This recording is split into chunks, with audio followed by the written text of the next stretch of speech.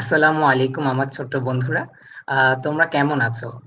তোমরা হয়তো আমাকে অলরেডি জানো যারা আগের ক্লাসে আমার সাথে ছিলে। আমি মির্জা মুহাম্মদ তেহজিব সাদাফ। তোমাদের প্রাথমিক বিজ্ঞান বইটির পড়াবো, আমি তোমাদের সাথেই থাকবো এটা নিয়ে। তো চলো আমরা একটু পরিচিত হয়ে নেই। আমি তো আমার পরিচয় দিলামই। তোমরা যে কাজটা করতে পারো, যে তোমরা যারা যারা লাইভ ক্লাসে জয়েন করেছো, তোমরা কোথা থেকে জয়েন করছো সবাই একটু কমেন্টে লেখো, তাহলে আমি বুঝতে পারবো। এবং সাথে সাথে খুবই জরুরি যে টিচ ইট এবং বাংলা লিংক ডিজিটালের পক্ষ থেকে আমরা যে তোমাদের কাছে এই সেবাটা পৌঁছে দিচ্ছি, অর্থাৎ লাইভ ক্লাসের যে সেবাটা পৌঁছে দিচ্ছি, এটা তুমি তোমার বন্ধুদের সাথেও নিজেদের প্রোফাইল থেকে শেয়ার করো, যাতে তুমিও উপকৃত হতে পারো এবং তার সাথে তোমার বন্ধুরাও উপকৃত হতে পারে। কারণ বিশ্বাস করো, এখন আমরা এমন একটা সময়ে আছি যে সময় তোমার যেরকম এই কন্টেন্টটা অনেক দরকার, সাথে তোমার বন্ধুদেরও অনেক দরকার। এবং আমরা প্রতিদিনই অনেক গুরুত্বপূর্ণ বিষয় নিয়ে আলোচনা করব। আর সমাপনী পরীক্ষা তো সামনে দিতেই হবে, তাই না? সো হলো তাড়াতাড়ি তোমরা তোমাদের পরিচয়গুলো দিয়ে দাও। পরিচয় বলতে আসলে তোমরা কে কোথা থেকে জয়েন করছো সেটা বললে খুব ভালো হতো। বাই দা ওয়ে, আরেকটা বিষয় সেটা হলো যে আমাকে কি ক্লিয়ারলি শোনা যাচ্ছে নাকি, এটা একটু বলা দরকার আর কি। ঠিক আছে, এমনি আমি যখন চেক করছি আমার এখানে অডিও, এটা বলছে যে ইটস ক্লিয়ার। সো আমি আমার সাইড থেকে ইটস ক্লিয়ার। হালদার বলছে hi sir, thank you, good evening to you as well. Ahnaf বলছে হ্যালো স্যার। হ্যালো, ভালো আছো আহনাফ? আগের দিনও তোমাকে পেয়েছি, আজকেও আশা করি ফুল ক্লাসে তোমাকে পাবো। তোমরা তোমাদের বন্ধুর সাথে, হালদার, আহনাফ, তোমরা তোমাদের যত বন্ধু আছে তাদের সাথে এই ক্লাসটাকে শেয়ার করে দাও, ঠিক আছে? কারণ আজকে আমরা অনেক বেশি গুরুত্বপূর্ণ কিছু বিষয় নিয়ে আলোচনা করব। Thank you so much Haldar যে তুমি বলছো যে ক্লিয়ারলি শোনা যাচ্ছে। ঠিক আছে, তাহলে এক্সকিউজ মি, আমি ক্লাসটা শুরু করতে যাচ্ছি। আমি আরেকটু ওয়েট করব, 20 সেকেন্ডস ওয়েট করব, কিছু টেকনিক্যাল বিষয় আমি একটু দেখে নিই। আর সাথে সাথে আরো আমার প্রিয় ছোট্ট বন্ধুরা ক্লাসে জয়েন করলে খুব ভালো হবে। ঠিক আছে, তোমরা তাড়াতাড়ি সবাই যে যেখান থেকে আছো জয়েন করো। বাংলা লিংক এবং টিচিটের যৌথ উদ্যোগে যে লাইভ ক্লাস আছে এখানে, এবং সবার সাথে শেয়ার করে দাও মেসেজে, তোমাদের ফ্রেন্ডস গ্রুপ গুলাতে। তারপর তোমাদের যে ইয়া আছে, সোশ্যাল মিডিয়া যে নিউজ ফিড আছে সেখানে শেয়ার করে দাও, ঠিক আছে? মোর্শেদা দেওয়ান, হ্যালো। হ্যালো। আহ ঠিক আছে, আমি এখন ক্লাস শুরু করতে যাচ্ছি। আজকে খুবই খুবই হ্যালো, আজকে আমরা খুবই গুরুত্বপূর্ণ বিষয় নিয়ে আলোচনা করব। এবং আমরা অনেক কনসেপচুয়াল জায়গাগুলাতে দেখবো যে আমাদের আসলে কতটুকু বোঝা হয়েছে। ঠিক আছে, এবং এখানে আমাদের আগের ক্লাসের যে জ্ঞানগুলো আছে সেগুলোও লাগবে। আর লাস্টলি আমরা আজকে অনুশীলনী নিয়ে আলোচনা করব। সো আমরা ঢুকে পড়ি যে আমরা কি নিয়ে আলোচনা করব। বাই দা ওয়ে, এগেইন আমি আগের দিন তোমাদের সাথে আলোচনা করেছিলাম যে আমরা যখন কিছু পড়বো, নতুন কিছু কিভাবে শিখবো। আশা করি সেই জিনিসটা মনে আছে। এই জিনিসটা তোমাদের সাথে আমি এর জন্য আলোচনা করেছিলাম যে আমরা অনেক সময় নিজেদেরকে ভাবি যে আমরা হয়তো অন্যদের মতো লেখাপড়াতে ভালো না। কিন্তু বিষয়টা আসলে যেটা হয় যে আমরা সবাই ভালো লেখাপড়াতে, কিন্তু এক একজনের ব্রেইনের ইনফরমেশন ক্যাপচার করার ক্ষমতা এক এক রকম। আর একজন মানুষ কিভাবে ইনফরমেশনটা কনজিউম করবে, গ্রহণ করবে, সেটা ডিপেন্ড করে যে সে কত মানে কত বেশি ধরনের সোর্স তার কাছে আসে। যত বেশি সোর্স আছে সে ওখান থেকে সিলেক্ট করতে পারে যে কোনটা তার জন্য বেশি ইফেক্টিভ, কোনটা সে বেশি ভালো বুঝতে পারছে। এর জন্যই আমি বলেছিলাম যে তথ্য ভান্ডারে প্রবেশ, বাছাইকরণের স্বাধীনতা, এই দুইটাকে সংমিশ্রণ হলে তোমার জ্ঞান যেরকম বৃদ্ধি পাবে, আত্মনির্ভরশীলতা বৃদ্ধি পাবে। এটা আমি আগের দিন বলেছিলাম, এটা আমি বিশেষ করে অভিভাবকদেরকে বলেছিলাম। আজকে আমি আরেকটা ছোট্ট বিষয় নিয়ে আলোচনা করব। সেই বিষয়টা যে পত্র পত্রিকা পড়ার গুরুত্ব। আমি খুব অল্প সময় নিয়ে আলোচনা করব। বিষয়টা কি যে আগ্রহের বিষয় সম্পর্কে, মানে যে বিষয় নিয়ে আমরা ভবিষ্যতে, এখন তো আমরা ক্লাস 5-এ পড়ি, তাই না? তো আমরা যখন আস্তে আস্তে বড় হবে, ইউনিভার্সিটি লেভেলে যাব, আমরা যদি ছোটকাল থেকে আস্তে আস্তে বুঝতে পারি যে আমাদের আগ্রহের কেন্দ্রবিন্দুটা কোথায়, আগ্রহের উৎসটা কোথায়, সেটা যদি আমরা ছোটকাল থেকে বুঝতে পারি, তাহলে যে বিষয়টা হয় যে আমরা ছোটকাল থেকে আস্তে আস্তে ওই বিষয়ে অল্প অল্প অল্প অল্প অল্প করে জানতে জানতে একটা সময় ওই বিষয়ে আমাদের নলেজ, জ্ঞান অনেক বেশি হয়, এবং আমরা সেই বিষয়ে পড়াশোনা করে শুধু যে নিজের ফিউচারটাকে ব্রাইট করতে পারি তাই না, সাথে সাথে করে আমরা কিন্তু দেশেরও সহায়তা করতে পারি। তো প্রসেসটা 3টা ধাপে ভাগ করা যায়। প্রথমেই বলছি ন্যূনতম সাক্ষরতা। ন্যূনতম সাক্ষরতা বলতে আমি আসলে কি বুঝাচ্ছি জানো? যে তোমরা কিছু সিম্পল সেন্টেন্সেস লিখতে পারো, বাক্য গঠন করতে পারো, তার অর্থ বুঝো এবং হচ্ছে হলো সেই বাক্যের মাধ্যমে নিজের মনোভাব প্রকাশ করতে পারো। যেহেতু আমরা পঞ্চম শ্রেণীতে পড়ি, তার মানে হচ্ছে হলো অবশ্যই আমাদের সেই ন্যূনতম সাক্ষরতাটা আছে। ঠিক আছে, এরপর যে বিষয়টা বলছি, ফার্স্ট স্টেপ শেষ, নেক্সট স্টেপটা হচ্ছিল দৈনিক পত্রিকা হাতের নাগালে। তোমাদের বাসার মধ্যে সবাই বলবে যে দৈনিক পত্রিকা রাখতে, যেই পত্রিকায় হোক, সেটা ইংরেজি হোক বাংলা হোক, কোনো সমস্যা নেই, যেই পত্রিকায় হোক, কিন্তু দৈনিক পত্রিকা রাখতে বলবে। যদি দৈনিকও না রাখে, অ্যাটলিস্ট সাপ্তাহিক রাখতে বলবে, সপ্তাহে যাতে একটা দিন হলেও পত্রিকা আসে। এবং যে কাজটা তুমি করবে, যে প্রতিদিনই বা সপ্তাহে যখনই তুমি দুর্জয় পল হ্যালো, সো তুমি যখনই হচ্ছে হলো এই পত্রিকাটা হাতে পাবে, তোমার কিন্তু পত্রিকা পড়তে একেবারে ভালো লাগবে না, কিন্তু একটু ধৈর্য ধরে পত্রিকার পাতাগুলো না একটু একটু করে উল্টে যাবে, দেখবে কি একদিন, 2 দিন, 3 দিন যাওয়ার পর তোমার কিছু কিছু টপিক পড়তে ভালো লাগছে। এরকম 1 মাস 2 মাস গেলে দেখবে যে পত্রিকার কিছু কিছু জায়গা থেকে তোমার ইনফরমেশন পড়তে অনেক ভালো লাগছে। সেটা বিনোদন পাতা হতে পারে, খেলাধুলার পাতা হতে পারে, বিজ্ঞান প্রযুক্তির পাতা হতে পারে, সম্পাদকীয় পাতা হতে পারে, অর্থ বাণিজ্যের পাতাও হতে পারে। এই বিষয়টা কেন আমি বলছি জানো? কারণ হচ্ছে হলো, এই যে তুমি এখন থেকে অভ্যাসটা শুরু করবে না পত্র পত্রিকা পড়ার, তাহলে যেহেতু পত্রিকার মধ্যে জ্ঞানের অনেক শাখার আহ মানে প্রচার এবং প্রসার দেখা যায়, তো তুমি না বুঝতে পারবে যে দুনিয়াটা কোন দিকে আগাচ্ছে এবং তোমার আগ্রহ এই দুনিয়াতে কোন বিষয়ে পড়ার উপরে।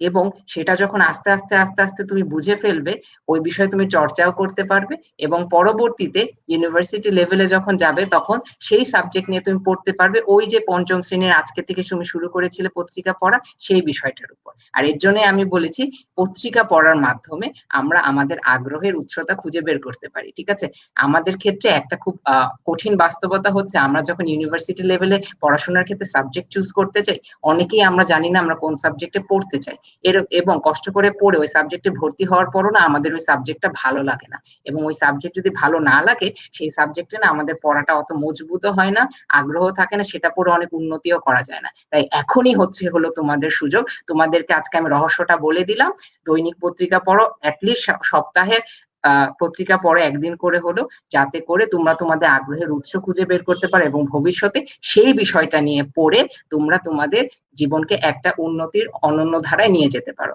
ধন্যবাদ তোমাদেরকে। তো পড়ার বাইরে এই কথাটুকুই ছিল, আমরা এখন পড়াশোনাতে ঢুকে যাব। ঠিক আছে, সো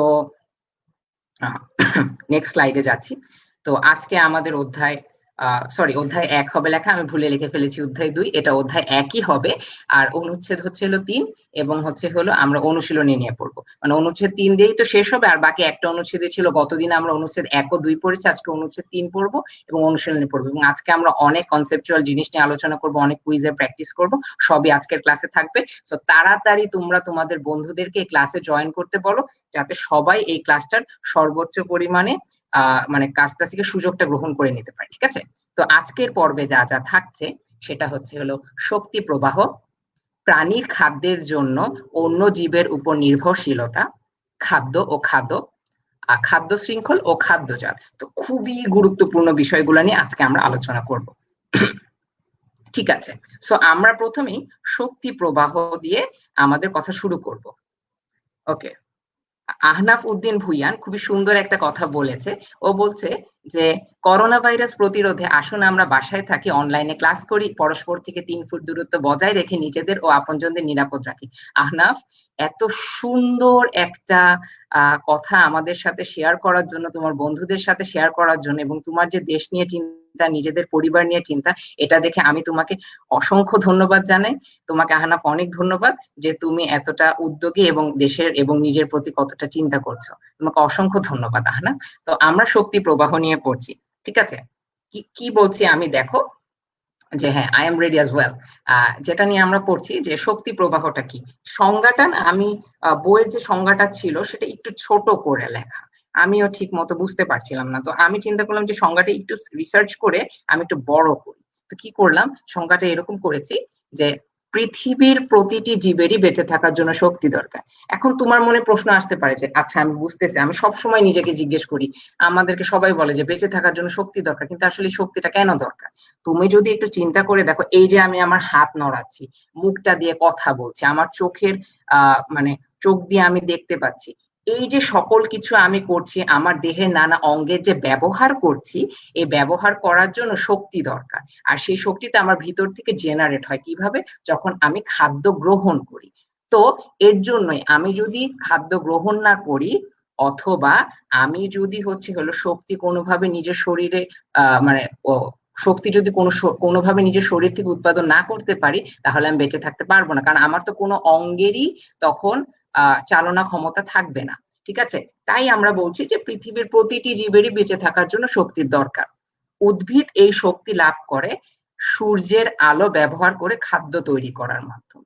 কারণ কি আমরা বলছি যে শক্তির প্রধান উৎসটাই হচ্ছে হলো সূর্য, সেটা হচ্ছে হলো উদ্ভিদের জন্য, কিন্তু আমরা মানে একটা নর্মাল সেন্সে বললে খাদ্য হচ্ছে হলো আমাদের এমন এক শক্তির উৎস যেটা হচ্ছে আমাদের মাঝে শক্তির সঞ্চার ঘটায়, তাই না? তো উদ্ভিদ খাদ্য কিভাবে গ্রহণ করে?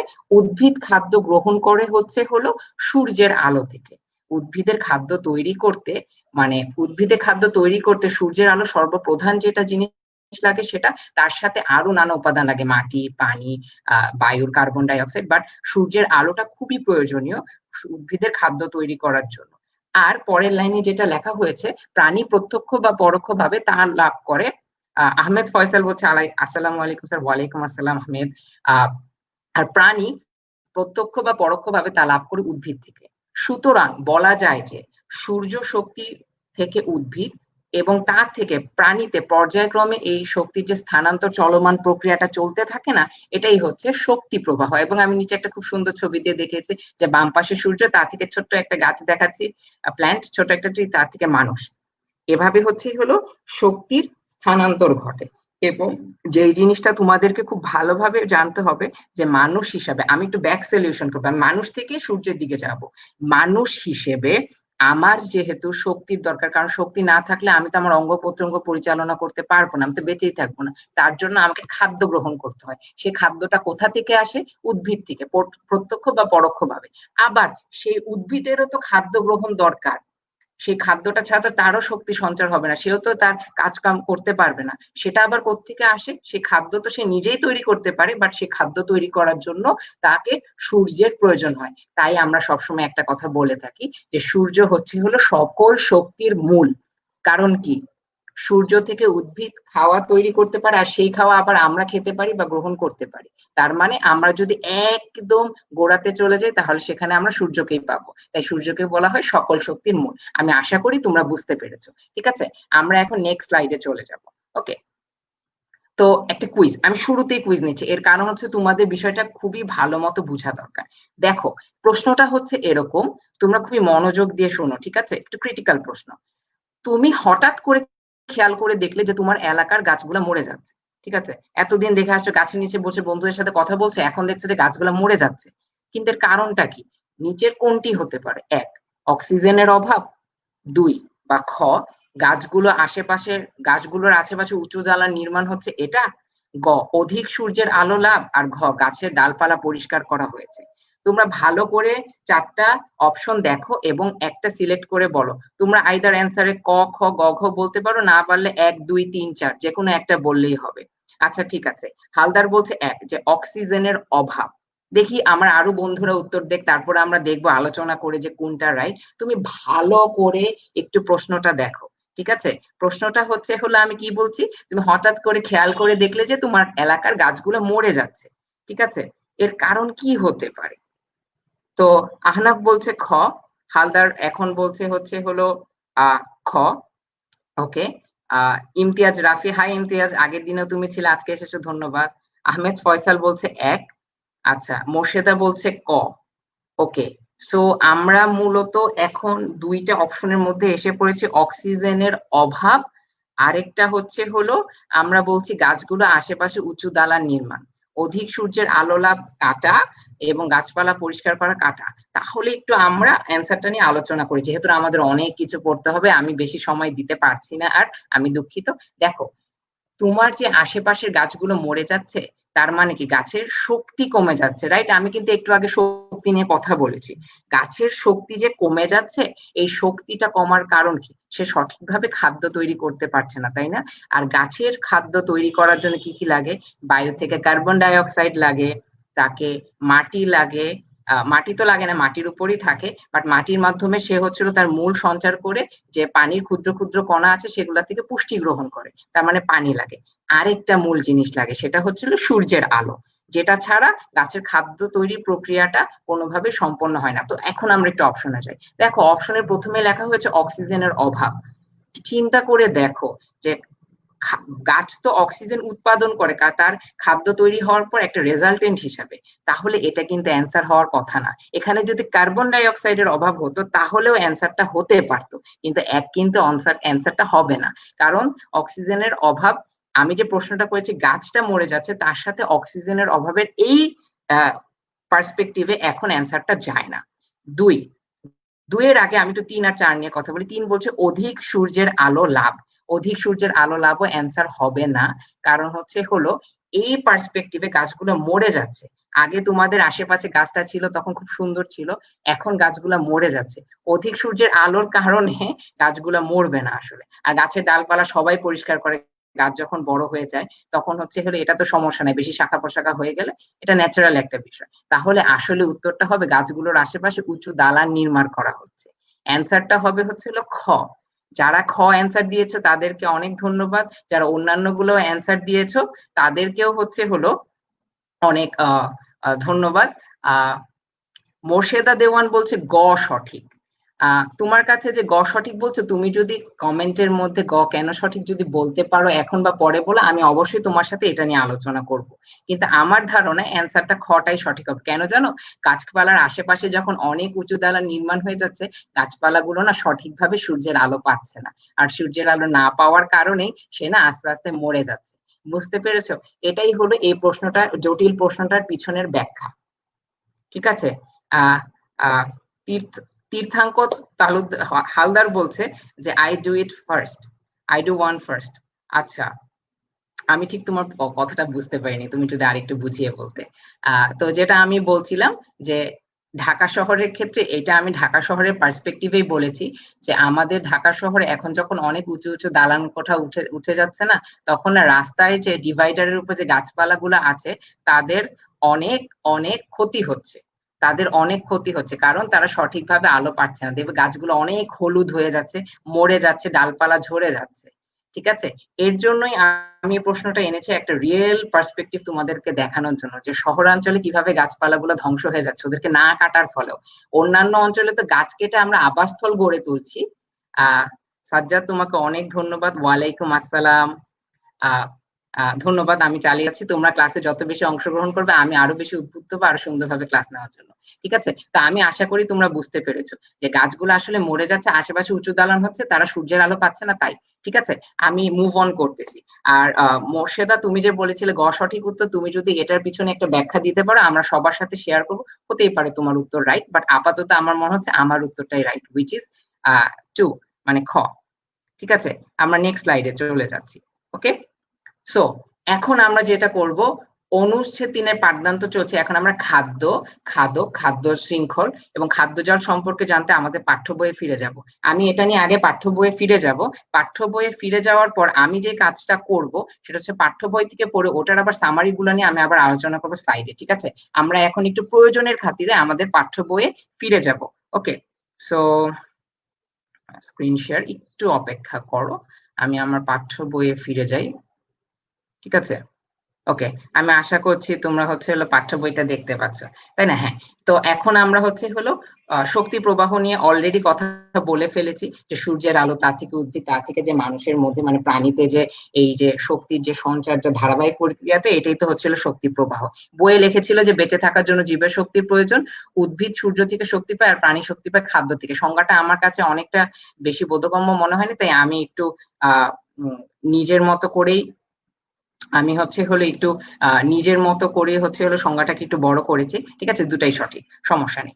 আচ্ছা। সো অ্যাগেন এখন আমরা যে কাজটা করব সেটা হচ্ছে হলো, আমি তো তোমাদেরকে সব সময় বলেছি এই যে এই বইটা এতটা সুন্দর করে তৈরি করা হয়েছে এই বইটা এতটাই সুন্দর করে তৈরি করা হয়েছে যে এখানে তোমাদেরকে তারা সব সময়ই বলে দিতে থাকে যে কি তোমাকে করা লাগবে। তো এখানে নেক্সট আমরা আলোচনা করব যে প্রাণী কিভাবে শক্তির জন্য অন্য জীবের উপর নির্ভর হয়। বাই দ্য ওয়ে, আমি বলেছিলাম যে আমার পড়া না বুঝলে তোমরা ইন্টারনেটে খুঁজতে পারবে, তার জন্য আমি তোমাদেরকে কি ওয়ার্ডস গুলা বলে দিব। তো শক্তি প্রবাহের যে কিওয়ার্ডটা হবে, মানে এর অর্থ যেটা হবে, যেটা নিয়ে তুমি নেটে সার্চ দিতে পারো, আইদার শক্তি প্রবাহ লিখে সার্চ দিতে পারো, আবার এনার্জি ফ্লো নিয়েও সার্চ দিতে পারো। ঠিক আছে, খাদ্যকে আমরা বলি ইটেন, আর খাদক হচ্ছে হলো যে খায়, মানে জিনিসটা হচ্ছে হলো ইটিং অ্যান্ড বিং ইটেন হিসাবে আমরা পার্থক্য করে বলে থাকি। যাই হোক, এটা নিয়ে আমি পরে আলোচনায় আসতেছি।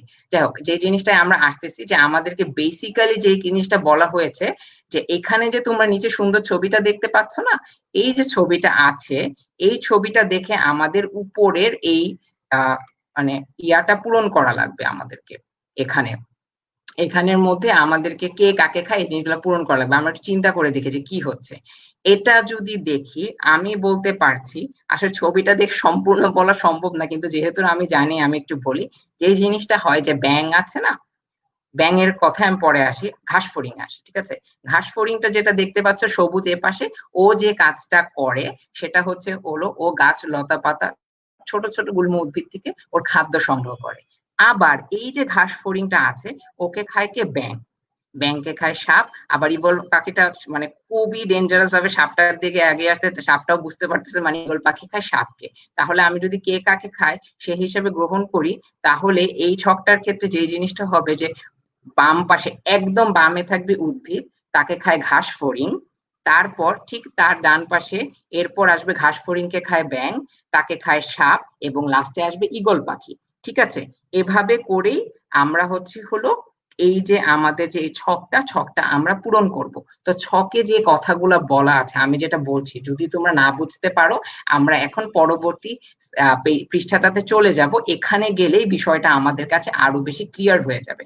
সো আমাদেরকে উপরের ছকটা পূরণ করতে যেই সম্পর্কে ধারণা রাখা দরকার ছিল সেটা হচ্ছিল খাদ্য শৃঙ্খল। খাদ্য শৃঙ্খলটা কি এবং এটার মাধ্যমে কিভাবে ছকটা পূরণ করা যায় সেটা জানার জন্য আমরা নিচের পৃষ্ঠায় যাচ্ছি। ঠিক আছে, সো আমরা খাদ্য শৃঙ্খল নিয়ে একটু জানার চেষ্টা করি। ওকে, সো খাদ্য শৃঙ্খল নিয়ে আমরা কি বলতে পারি? দেখো, খাদ্য শৃঙ্খল নিয়ে বলা হচ্ছে, বাই দ্য ওয়ে, খাদ্য শৃঙ্খলের ইংরেজি, আমি এক্সট্রিমলি সরি, আমার একটা কল এসে গিয়েছিল। খাদ্য শৃঙ্খলের ইংরেজি যে অর্থ সেটা হচ্ছে ফুড চেইন। ওকে, সো আমরা একটু পড়ি কি লিখেছে। এখানে লিখেছে সকল প্রাণী শক্তির জন্য প্রত্যক্ষ বা পরোক্ষভাবে উদ্ভিদের উপর নির্ভরশীল। আমরা এটা অলরেডি জানি, আমরা একটু আগে আলোচনা করেছি। উদ্ভিদ সূর্যের আলো ব্যবহার করে নিজের খাদ্য নিজেই তৈরি করে, which is true. By the way, একটা ইনফরমেশন দিয়ে নি, খুবই ইম্পর্টেন্ট ইনফরমেশন যেটা তোমাদের জানা লাগবে। খাদ্য শৃঙ্খলে উদ্ভিদকে উৎপাদক বলা হয়, এটা নিয়ে আমি একটু পরেও আলোচনা করব, কারণ সবুজ উদ্ভিদ নিজের খাদ্য নিজে তৈরি করতে পারে এবং খাদ্য শৃঙ্খলের শুরুই হয় উৎপাদক থেকে। ঠিক আছে, এই বিষয়টি একটু মাথায় রাখার চেষ্টা করবে। ওকে, পোকামাকড় উদ্ভিদ খেয়ে বেঁচে থাকে, আবার ব্যাঙ পোকামাকড়কে খাদ্য হিসাবে গ্রহণ করে। একইভাবে সাপ ব্যাঙ খায়, ঈগল সাপ খায়। এভাবে শক্তি উদ্ভিদ থেকে প্রাণীতে প্রবাহিত হয় বাস্তু সংস্থানে। আমরা কি জানি? বাস্তু সংস্থান হচ্ছে পরিবেশের এমন একটা অবস্থা যেখানে তোমার জীব এবং জড় মানে ক্রিয়া প্রতিক্রিয়া হয়, জীব জড়ের সাথে ইন্টারঅ্যাক্ট করে।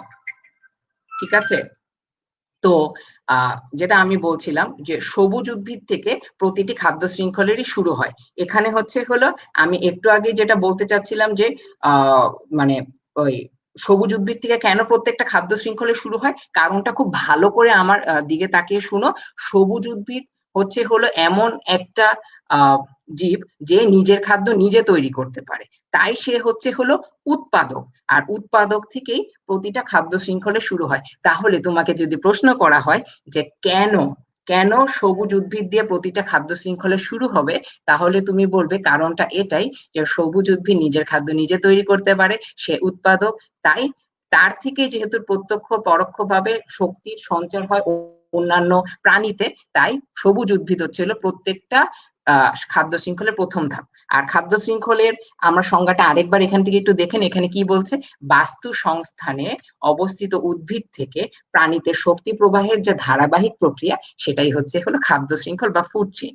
আর যে লাইনটা বারবারই বলছি, সবুজ উদ্ভিদ থেকেই প্রতিটি খাদ্য শৃঙ্খলের শুরু হয়। এবং আমরা দেখি যে আমরা যে একটু আগে এই যে এই ছবিটা দেখে আমরা যে আমাদের উপরে এই ছকটা পূরণ করতে চাচ্ছিলাম, যেটা আমরা মোটামুটি একটা আইডিয়া করে করেছি, আল্লাহর রহমতে সেটা সঠিকই হয়েছে, সেটার আবার নিচে সুন্দর মতো অ্যান্সারটা দেওয়া আছে, তার মানে আমরা ঠিক ছিলাম।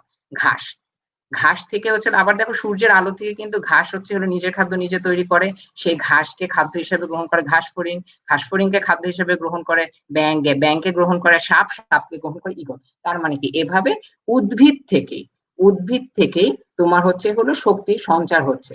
আর মূল শক্তির উৎসটা হচ্ছে হলো সূর্য, কারণ উদ্ভিদের খাদ্য তৈরি করতে সূর্যের প্রয়োজন হয়। আশা করি তোমরা বুঝতে পারছো। এখন আমরা নেক্সট কনসেপ্টটা নিয়ে আলোচনা করব, সেটা কি খাদ্য জাল অথবা ফুড ওয়েব। সো খাদ্য জালের বিষয়টা কি খুবই গুরুত্ব দিয়ে আমাদেরকে বুঝতে হবে যে যে কোনো বাস্তু সংস্থানে, আবারও বলছি বাস্তু সংস্থান কি, বাস্তু সংস্থান হচ্ছে পরিবেশের এমন একটা অবস্থা যেখানে জীব ও জড় উভয় অবস্থান করে। আমরা জানি জীবের বেঁচে থাকার জন্য নানাভাবে জড়ের উপর নির্ভরশীল, জড় ছাড়া জীব পরিবেশে বাঁচতে পারে না। জীব যে পরিবেশে জড়ের সাথে নানা রকম ক্রিয়া প্রতিক্রিয়া করে, এটাই হচ্ছিল বাস্তু সংস্থা। এখন এই বাস্তু সংস্থানের মধ্যে অনেকগুলা খাদ্য শৃঙ্খল থাকতে পারে, অর্থাৎ উদ্ভিদ থেকে প্রাণীতে যে খাদ্যের শক্তির প্রবাহটা হচ্ছে, এটাকে যদি আমরা খাদ্য শৃঙ্খল ধরে নেই, এরকম অনেকগুলা খাদ্য শৃঙ্খল থাকতে পারে। বাস্তু সংস্থানে আমরা লেখাটা পড়ি, বাস্তু সংস্থানের সকল উদ্ভিদ ও প্রাণী কোনো না কোনো খাদ্য শৃঙ্খলের অন্তর্ভুক্ত। খুবই ইম্পর্টেন্ট কথা। এই কথাটার আরেকটা মিনিং আছে, আমি বলি। যেহেতু এখানে বলছে যে বাস্তু সংস্থানের সকল উদ্ভিদ কোনো না কোনো খাদ্য শৃঙ্খলের অন্তর্ভুক্ত, তার মানে কি একটা বাস্তু সংস্থানে কিন্তু একাধিক খাদ্য শৃঙ্খল থাকতে পারে। ওকে, সো এখানে কি লিখছে, যেমন ঈগল, সাপ, ইঁদুর, কাঠবিড়ালি, ব্যাঙ অন্যান্য প্রাণী খেয়ে থাকে। ঠিক আছে, আবার সাপ, ও আচ্ছা, এখানে যে জিনিসটা বলা হচ্ছে ফার্স্টে ঈগলকে কেন্দ্র করে বলা হচ্ছে যে ঈগল, এই যে ঈগল, ঈগলকে তুমি যদি নিচের দিকে তাকাও, সে হচ্ছে কাঠবিড়ালি খায়, ইঁদুর খায়, সাপ খায়, আবার পতঙ্গভোজী অনেক পাখিও খেয়ে থাকে। ঠিক আছে, ঈগল। ওকে, আবার যে সাপ আছে, আমি যদি বাম পাশে এই নিচের দিকে ডান পাশে সাপকে দেখি, সে হচ্ছে হলো ইঁদুরকে গ্রহণ করে, খরগোশকে গ্রহণ করে, তারপর হচ্ছে হলো আবার আবার সে ব্যাংকেও গ্রহণ করে। On the other hand eagle কিন্তু আবার সাপকেও গ্রহণ করে। অর্থাৎ একটা বাস্তু সংস্থানের মধ্যে, কথাটা বুঝো, একটু জটিল বিষয় আমি একটু সহজ করার চেষ্টা করি। একটা বাস্তু সংস্থানের মধ্যে অনেকগুলা খাদ্য শৃঙ্খল থাকতে পারে। একটা খাদ্য শৃঙ্খল বলতে ভালো করে মনে রাখবা, একটা খাদ্য শৃঙ্খল বলতে তুমি একটা রেখা আঁকার চেষ্টা করবা, সেটা একটা বক্ররেখা হোক সরল রেখা হোক কিছু আসে যায় না, কিন্তু সেটা দিয়ে তুমি উৎপাদক থেকে শুরু করে তুমি একদম সর্বোচ্চ স্তরে খাদক পর্যন্ত যাবা, মানে তার উপর আর কোনো খাদক নাই। যেমন আমি এখানে দেখতে পারতেছি যে ঈগলের উপর আর কোনো খাদক নাই, তার পর্যন্ত গেলে একটা খাদ্য শৃঙ্খল হবে।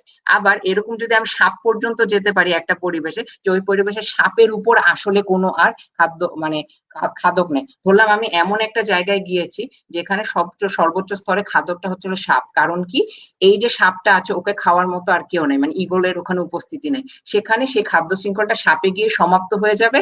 আর সেই খাদ্য শৃঙ্খলের শুরু হবে হচ্ছে হলো তোমার উদ্ভিদ থেকে। ঠিক আছে, সো এখানে যে জিনিসটা বলা হচ্ছে, তার মানে আমরা কি বুঝতে পারতেছি, একটা পরিবেশে একটা বাস্তু সংস্থানে তোমার একটা প্রাণী এক একটা খাদ্য শৃঙ্খলের অন্তর্ভুক্ত হতে পারে। কোথাও সে হচ্ছে হলো নিম্ন স্তরের খাদক, কোথাও সে উপরের স্তরের খাদক। ঠিক আছে, এবং একটা পরিবেশে একাধিক খাদ্য শৃঙ্খলের যে উপস্থিতি, সেটাকে খাদ্যজাল বলে। তুমি যদি নিচে ছবিটার দিকে তাকাও, তাহলে আমরা দেখতে পারবো যে এখানের মধ্যে একটা বিশাল খাদ্যজাল তৈরি হয়েছে।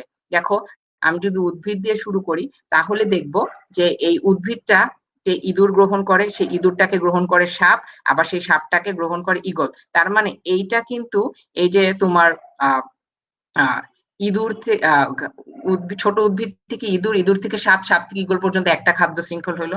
সেম জায়গাতেই আবার আমি, এটা কিন্তু একটা পরিবেশেই বুঝাচ্ছে, এখানের মধ্যে আবার আমি কি করতে পারি, তোমার হচ্ছে হলো হ্যাঁ, ঘাস থেকে, এই যে ঘাস, ছোট ছোট গাছ থেকে ঘাস ফড়িং, সেটাকে আবার পতঙ্গভোজী পাখিরা খাচ্ছে, তা থেকে ঈগল খাচ্ছে। তার মানে দেখো আরেকটা খাদ্য শৃঙ্খল হচ্ছে।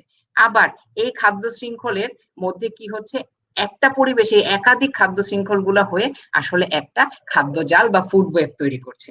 তো আমি আশা করছি যে আমি বিষয়টা যতটুকু সম্ভব তোমাদেরকে বুঝাতে পেরেছি। এগেইন আমি বলছি, সবসময় যে সব বিষয় আমি সঠিকভাবে সুন্দরভাবে তোমাদের বোধগম্য অনুসারে বুঝাতে পারবো তাও ঠিক নয়। আর তখনই আমি আগের ক্লাসে যেটা শিখিয়েছি সে কাজটা করবে, কিওয়ার্ডটা দিয়ে নেটে সার্চ দিবে, দিয়ে যতগুলো আর্টিকেল আছে পড়ে যেটা ভালো লাগে সেটা তুমি গ্রহণ করবে, কোনো সমস্যা নেই। ঠিক আছে? তো এখন আমরা যে কাজটা করব, এখন আমরা যে সর্বোচ্চ দুটা খুবই ইম্পর্টেন্ট বিষয় নিয়ে পড়েছি, যে এবার কিন্তু অনুশীলনী, এরপরে অনুশীলনী আর কিছু নেই, যে আমরা খাদ্য জাল এবং খাদ্য শৃঙ্খল এই দুইটা বিষয় নিয়ে পড়েছি।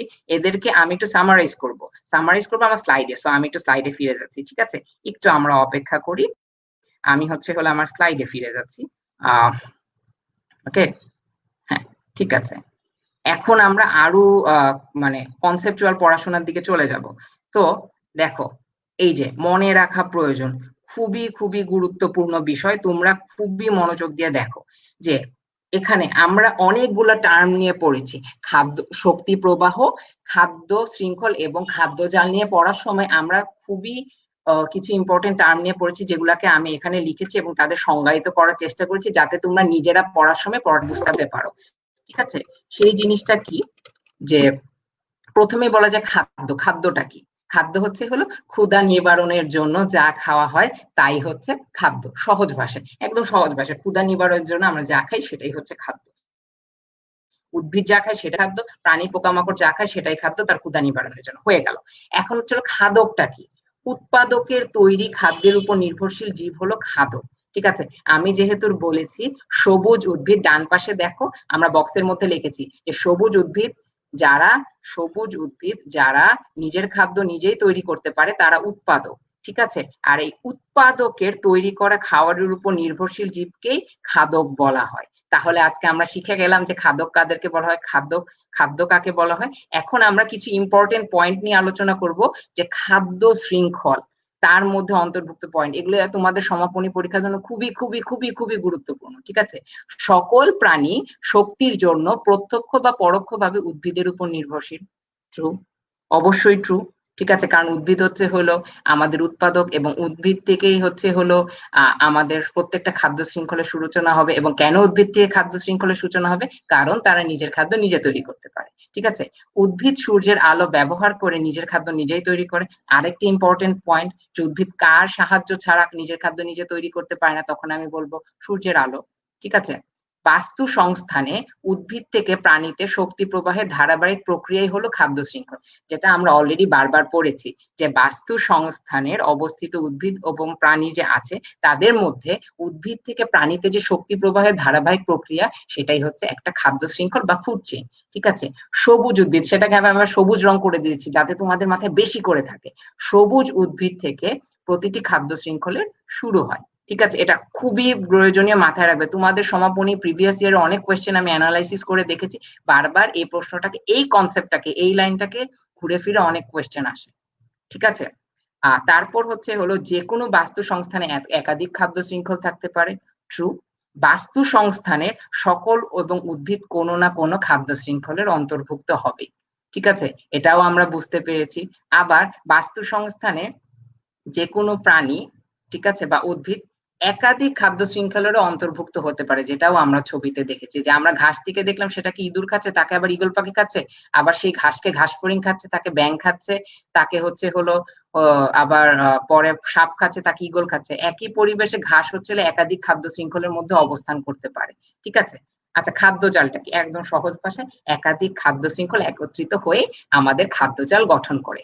আমি আশা করি আমরা যে কাজটা করতে পেরেছি সেটা হলো খাদ্য কি, খাদক কি, খাদ্য শৃঙ্খল কি, তার বৈশিষ্ট্যগুলো, খাদ্য জাল কি, এবং উৎপাদক কেন সবুজ উদ্ভিদ, সেগুলার বিষয়গুলো আমরা মনে রাখা যেমন প্রয়োজন এবং ভালো মতো মাথায় এঁটে নিতে পেরেছি। কতটুকু আমরা বুঝতে পেরেছি সেটার উপর ভিত্তি করে আমরা এখন আমাদের নেক্সট সেগমেন্টে যাব, যে দেখি তুমি কেমন শিখলে। ঠিক আছে? আমরা একটু প্রশ্নটার দিকে ভালো করে তাকাই। ঠিক আছে? ভালো করে আমরা no slide can be seen. Okay, এটা তো হওয়ার কথা না। আমার তো মনে হচ্ছে স্লাইড দেখা যাচ্ছে। Sorry, extremely sorry. আচ্ছা, ঠিক আছে, আমরা সমস্যাটা সমাধান করছি এখনই। প্রথমত আমাকে উত্তর দাও যে আমার কি কথা শোনা যাচ্ছে? আমাকে যদি এটার উত্তর দেওয়া যায় যে আমার কথা শোনা যাচ্ছে নাকি, এই উত্তরটা দিতে পারলে নেক্সট হলো আমরা স্লাইডে ফেরত যাব। আমার মনে হচ্ছে আমার কথা শোনা যাচ্ছে সম্পূর্ণ। একটু কি বলা যায় যে আমার কথা শোনা যাচ্ছে নাকি? আচ্ছা, এখন বলা হচ্ছে can see the slide now, but আমি জিজ্ঞেস করছি যে আমার কথা কি শোনা যাচ্ছে নাকি, এটা সবার আগে গুরুত্বপূর্ণ। আমার কথাটা যদি শোনা যায় তাহলে আমি আগের স্লাইডে ব্যাক করব, খুব বেশি কিছু না। ইয়েস আহনাফ, তোমাকে অনেক ধন্যবাদ যে আমার কথাটা শোনা যাচ্ছে। তাহলে আমি অত্যন্ত দুঃখিত যে হলো আমার একটু টেকনিক্যাল ডিফিকাল্টি হয়েছিল। সুতরাং আমরা যে কাজটা করবো, আমি একটু আগের স্লাইডটাতে ফেরত যাব, যেহেতু চন্দন পোদ্দার সাহেবকে আপনাকেও ধন্যবাদ যে আমাকে এই সহায়তাটা করার জন্য। আমি একটু আগের স্লাইডে ফিরে যাব এবং খুব দ্রুত আলোচনা করবো। আমি জানি যেহেতু আমার কথা শোনা গিয়েছে, তোমরা বুঝেছো, কিন্তু আশা করি এখন স্লাইডটা দেখা যাচ্ছে। সো আমি একটু আলোচনা করে নিই। আমরা যেটা বলছিলাম যে আমরা তো হলো শক্তি প্রবাহ, খাদ্য শৃঙ্খল, খাদ্য জাল নিয়ে আলোচনা করছি। তাদের যে কি পয়েন্টস গুলো আছে সেগুলা নিয়ে আমাদের জানা প্রয়োজন ছিল, সেগুলাই আমি এখানে সামারাইজ করেছি। কি খাদ্যটা কি? ক্ষুধা নিবারণের জন্য যা খাওয়া হয় তাই খাদ্য, যেটা আমরা আমাদের প্রথম লাইনের মধ্যেই দেখতে পাচ্ছি যে খাদ্য সেটাই যেটা ক্ষুধা নিবারণের জন্য খাওয়া হয়। ওকে, খাদককে উৎপাদকের তৈরি করা খাদ্যের উপর নির্ভরশীল জীবই হলো খাদক। আর উৎপাদক কি তোমার প্রশ্ন? উৎপাদক হলো সে সকল সবুজ উদ্ভিদ যারা নিজের খাদ্য নিজেই তৈরি করে ফেলতে পারে। ঠিক আছে, তাহলে সবুজ উদ্ভিদের তৈরি করা খাদ্যের উপর নির্ভরশীল যে সকল জীব তারাই হলো খাদক। তার মানে কি? ঘাসফড়িংও খাদক, ব্যাঙও খাদক, সাপও খাদক, ঈগলও খাদক। এখন খাদ্য শৃঙ্খলের কিছু বৈশিষ্ট্য এবং গুরুত্বপূর্ণ পয়েন্ট নিয়ে আমরা আলোচনা করবো খুব দ্রুত।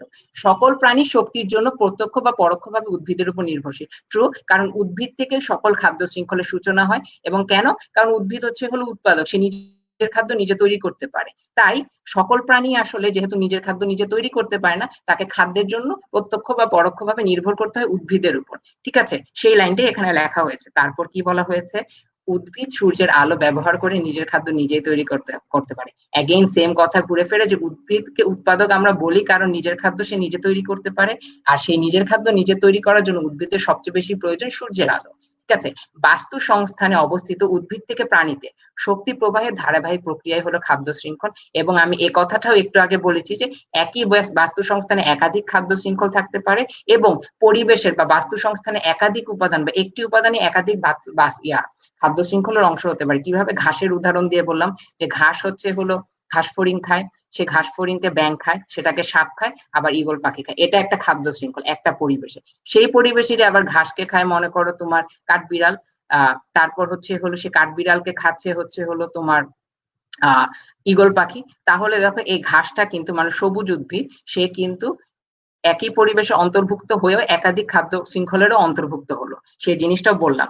সবুজ উদ্ভিদ, এই বিষয়টাকে আমি এমফেসাইজ করছি এর জন্য যে সবুজ উদ্ভিদ থেকেই প্রতিটি খাদ্য শৃঙ্খলের সূচনা হয়। এর জন্যই বলছি যে সমাপনী পরীক্ষার প্রশ্ন আমি ঘেটে দেখেছি এই এই লাইনটার উপর ভিত্তি করে অনেকগুলো যোগ্যতার প্রশ্ন করা হয়। ঠিক আছে, যে কোনো বাস্তু সংস্থানে একাধিক খাদ্য শৃঙ্খল থাকতে পারে, মাত্রই আমি বললাম যে একটা পরিবেশে একটা বাস্তু সংস্থানে একাধিক খাদ্য শৃঙ্খল থাকতে পারে। বাস্তু সংস্থানে সকল উদ্ভিদ বা প্রাণী কোনো না কোনো খাদ্য শৃঙ্খলের অন্তর্ভুক্ত তো হবেই। ঠিক আছে, আর খাদ্য জাল কি? সহজ ভাষায় একাধিক খাদ্য শৃঙ্খল একত্রিত হয়ে খাদ্য জাল গঠন করে। আমি তোমাদের কাছে ক্ষমা চেয়ে নিচ্ছি যে হলো স্লাইডটা নিয়ে একটু সমস্যা হয়েছিল, এর জন্য আমাদেরকে একটু রিপিট করা লাগলো। যা রিপিট করার মধ্যে কোনো সমস্যা নেই, জিনিসটা প্রয়োজনীয় ছিল তাই আমরা রিপিট করেছি। ঠিক আছে, এখন আমরা প্রশ্নের দিকে ব্যাক করব। সেই প্রশ্নটা কি? এই যে আমরা আগে যে বলেছিলাম যে আমাদের কনসেপ্টটা কত ক্লিয়ার হলো সেটা দেখা প্রয়োজন, তাই আমি এখানে দেখলাম যে দেখি তুমি কেমন শিখলে। ঠিক আছে, তাহলে আমরা হলো দেখি তুমি কেমন শিখলে। ওকে, একটি পরিবেশে কি একাধিক খাদ্য শৃঙ্খল থাকতে পারে? প্রশ্ন নাম্বার 1। প্রশ্ন নাম্বার 2, একটি পরিবেশে কি একাধিক খাদ্য জাল থাকতে পারে নাকি? তুমি যদি বুঝে থাকো খাদ্য শৃঙ্খল এবং খাদ্য জালের কনসেপ্টটা, তাহলে এক্সকিউজ মি, এই দুইটা কোয়েশ্চেন খুব ইজিলি তুমি অ্যান্সার করতে পারবে। ঠিক আছে, প্রশ্ন 1 হলো আচ্ছা, হালদার বলছে 1 yes 2 no, চন্দন পোদ্দার বলছে অ্যান্সার 1 yes 2 no। ঠিক আছে, আমি আরো কয়েকজনের উত্তরের জন্য অপেক্ষা করি, তারপর সামান্য একটু আলোচনা করে নেক্সট ইয়াতে মুভ করবো। হালদার তোমাকে উত্তরের জন্য অসংখ্য ধন্যবাদ। চন্দন পোদ্দার সাহেব আপনাকেও আপনার উত্তরের জন্য অসংখ্য ধন্যবাদ। আপনারা আমাদের সাথে আছেন এবং আপনারা বেশি বেশি শেয়ার করুন আপনাদের ফ্রেন্ড সার্কেলে, তোমাদের বন্ধুদের সাথে, ছোট বন্ধুরা, যাতে করে তারাও উপকৃত হতে পারে। ঠিক আছে, 1 yes 2 no ইমতিয়াজ বলছে। আচ্ছা ঠিক আছে, তোমরা সবাই সঠিক। কেন এটা সঠিক? আমরা সবাই বুঝতে পেরেছি যে একটা পরিবেশে একাধিক খাদ্য শৃঙ্খল অবস্থান করতে পারে, এবং সেটা আমরা আমাদের যখন পিডিএফটা করেছি, Asima Nandi ma'am, thank you so much, আপনার উত্তরও রাইট হয়েছে। আচ্ছা, সো আমরা যে জিনিসটা বুঝতে পারছি, যে ফাবিহা তোমাকেও ধন্যবাদ, তুমিও রাইট হয়েছে, আজকে সবাই রাইট। যেটা হচ্ছে একটা পরিবেশে একাধিক খাদ্য শৃঙ্খল থাকতে পারে, আমরা দেখেছি এটা, আমরা কিন্তু দেখেছি কিভাবে ওই যে ঘাসের উদাহরণ দিয়ে বলেছিলাম যে একটাই বাস্তু সংস্থান, সেখানে ঘাস একাধিক খাদ্য শৃঙ্খলের অংশ হচ্ছে, তার মানে কি একটা পরিবেশে একাধিক খাদ্য শৃঙ্খল থাকতে পারে, ঠিক আছে। কিন্তু যেহেতু একাধিক খাদ্য শৃঙ্খল মিলে একটা খাদ্যজাল তৈরি হয়, তার মানে কি একটা পরিবেশে কিন্তু একাধিক খাদ্যজাল থাকতে পারে না, একটা পরিবেশে একটা খাদ্যজালই থাকতে পারে। কিন্তু সেই পরিবেশ ভেদে একটা খাদ্যজালের মধ্যে একাধিক খাদ্য শৃঙ্খল থাকতে পারে, ঠিক আছে। একটা পরিবেশে হয়তো 10টা খাদ্য শৃঙ্খল থাকতে পারে, আরেকটা পরিবেশে 5টা খাদ্য শৃঙ্খল থাকতে পারে, কিন্তু খাদ্যজাল একটাই হবে সেই পরিবেশগুলোর জন্য। ওকে, আমরা এখন মুভ অন করছি, ঠিক আছে। আমরা বেশ কিছু কোয়েশ্চেন নিয়ে আলোচনা করবো, কুইজ, নেক্সট কুইজ। ওকে, খুবই মনোযোগ সহকারে আমরা দেখি। সরি, আচ্ছা, সবুজ উদ্ভিদ থেকে প্রতিটি খাদ্য শৃঙ্খলের সূচনা কেন হয়? খুবই খুবই গুরুত্বপূর্ণ প্রশ্ন, খুবই খুবই গুরুত্বপূর্ণ প্রশ্ন। কেন? অক্সিজেন উৎপাদন করে তাই, এক। দুই, নিজের খাদ্য নিজে তৈরি করতে পারে তাই। আর তিন হচ্ছে মাটি থেকে পুষ্টি সংগ্রহ করতে পারে তাই। কোনটা উত্তর হবে? ক, খ নাকি গ? তুমি 1 2 3 দিয়ে বলতে পারো, ক খ গ দিয়ে বলতে পারো, এবিসি দিয়ে বলতে পারো, কোনো সমস্যা নেই। ফাবিয়া চট করে উত্তর দিয়েছে যে খ, মানে হচ্ছে নিজের খাদ্য নিজে তৈরি করতে পারে। হালদারও বলছে অ্যান্সার হচ্ছে 2, ইমতিয়াজ রাফিও বলছে অ্যান্সার হচ্ছে 2। তার মানে আমরা ধরে নিতে পারি যে যেহেতু সবাই বলছে টু, অ্যান্সার টু, হ্যাঁ আসলেই অ্যান্সারটা 2। এটা সত্যি কথা, এটা সত্যি কথা যে প্রত্যেকটা যে অপশন আছে, প্রত্যেকটা অপশনই, চন্দন পোদ্দার আপনাকেও ধন্যবাদ, অ্যান্সার 2। এটাই সত্যি কথা যে সবুজ উদ্ভিদ অক্সিজেন উৎপাদন করে, এটা সত্যি। সবুজ উদ্ভিদ মাটি থেকে পুষ্টি সংগ্রহ করে, এটাও সত্যি।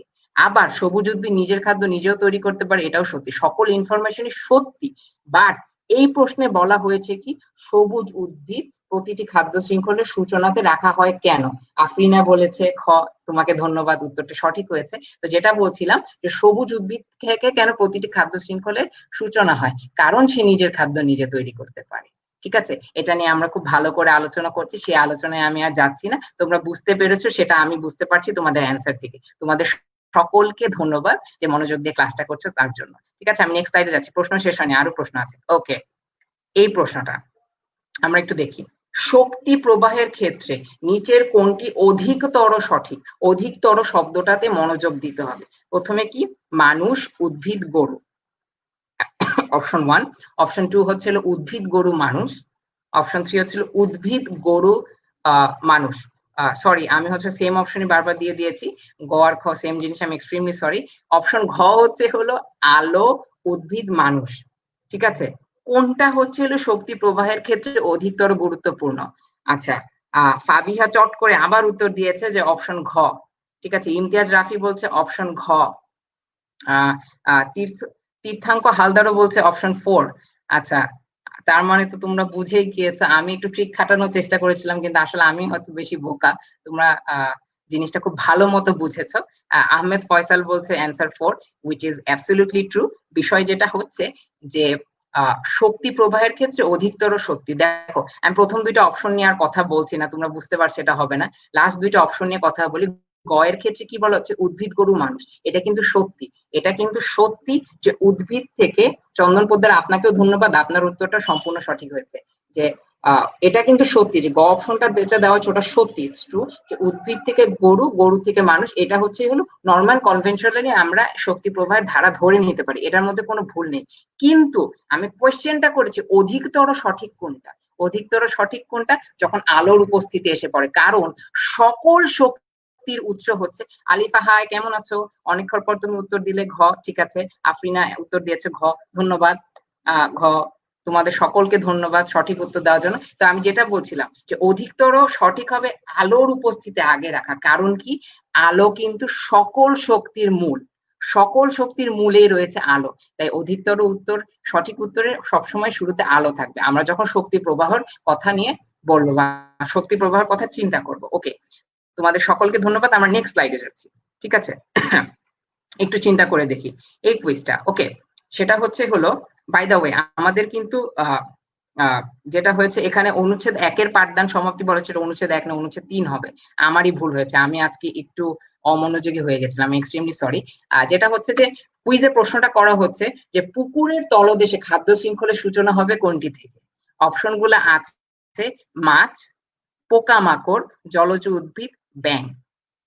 ঠিক আছে, তো একটু আমি প্রশ্নটা আগে তোমাদেরকে বুঝাই। এই প্রশ্নের মধ্যে যখন তোমাকে বলা হচ্ছে যে পুকুরের তলদেশে খাদ্য শৃঙ্খলের সূচনা হবে কোনটি থেকে, আমি যে অপশনগুলো রেখেছি তার মানে এই অপশনে যারা আছে সবাই ধরে নিতে হবে ওই পুকুরের খাদ্য শৃঙ্খলের অন্তর্ভুক্ত। ঠিক আছে, সবাইকে এটা ধরে নিতে হবে যে অপশনে যারা আছে তারা খাদ্য শৃঙ্খলের অন্তর্ভুক্ত, কিন্তু দ্য কোয়েশ্চেন ইজ খাদ্য শৃঙ্খলের সূচনা হবে কার থেকে? খাদ্য শৃঙ্খলের সূচনা হবে কার থেকে? তো অনেকে উত্তর দিয়েছে, আসিমা তাসনিম নন্দী ম্যাম দিয়েছে ঘ। আচ্ছা, ঘ কি আপনি আগেরটার উত্তর? না। তারপর ফাবিহা বলছে ক, ইমতিয়াজ রাফি বলছে ক, তীর্থাঙ্ক হালদার বলছে 1, চন্দন পোদ্দার বলছে অ্যান্সার 3, আহমেদ বলছে অ্যান্সার 3, আফরিনা হোসেন বলছে অ্যান্সার ক, আহমেদ ফয়সাল বলছে 3, তীর্থাঙ্ক হালদার বলছে 3, আফরিনা এখন আবার উত্তর চেঞ্জ করে বলছে অ্যান্সার 3। আচ্ছা ঠিক আছে, তোমরা অনেকেই রাইট অনেকেই ভুল, আবার যারা ভুল বলছে তারা আবার এখন রাইট, সো আমি ওই কনফিউশনে যাব না, অ্যান্সারটা 3 হবে।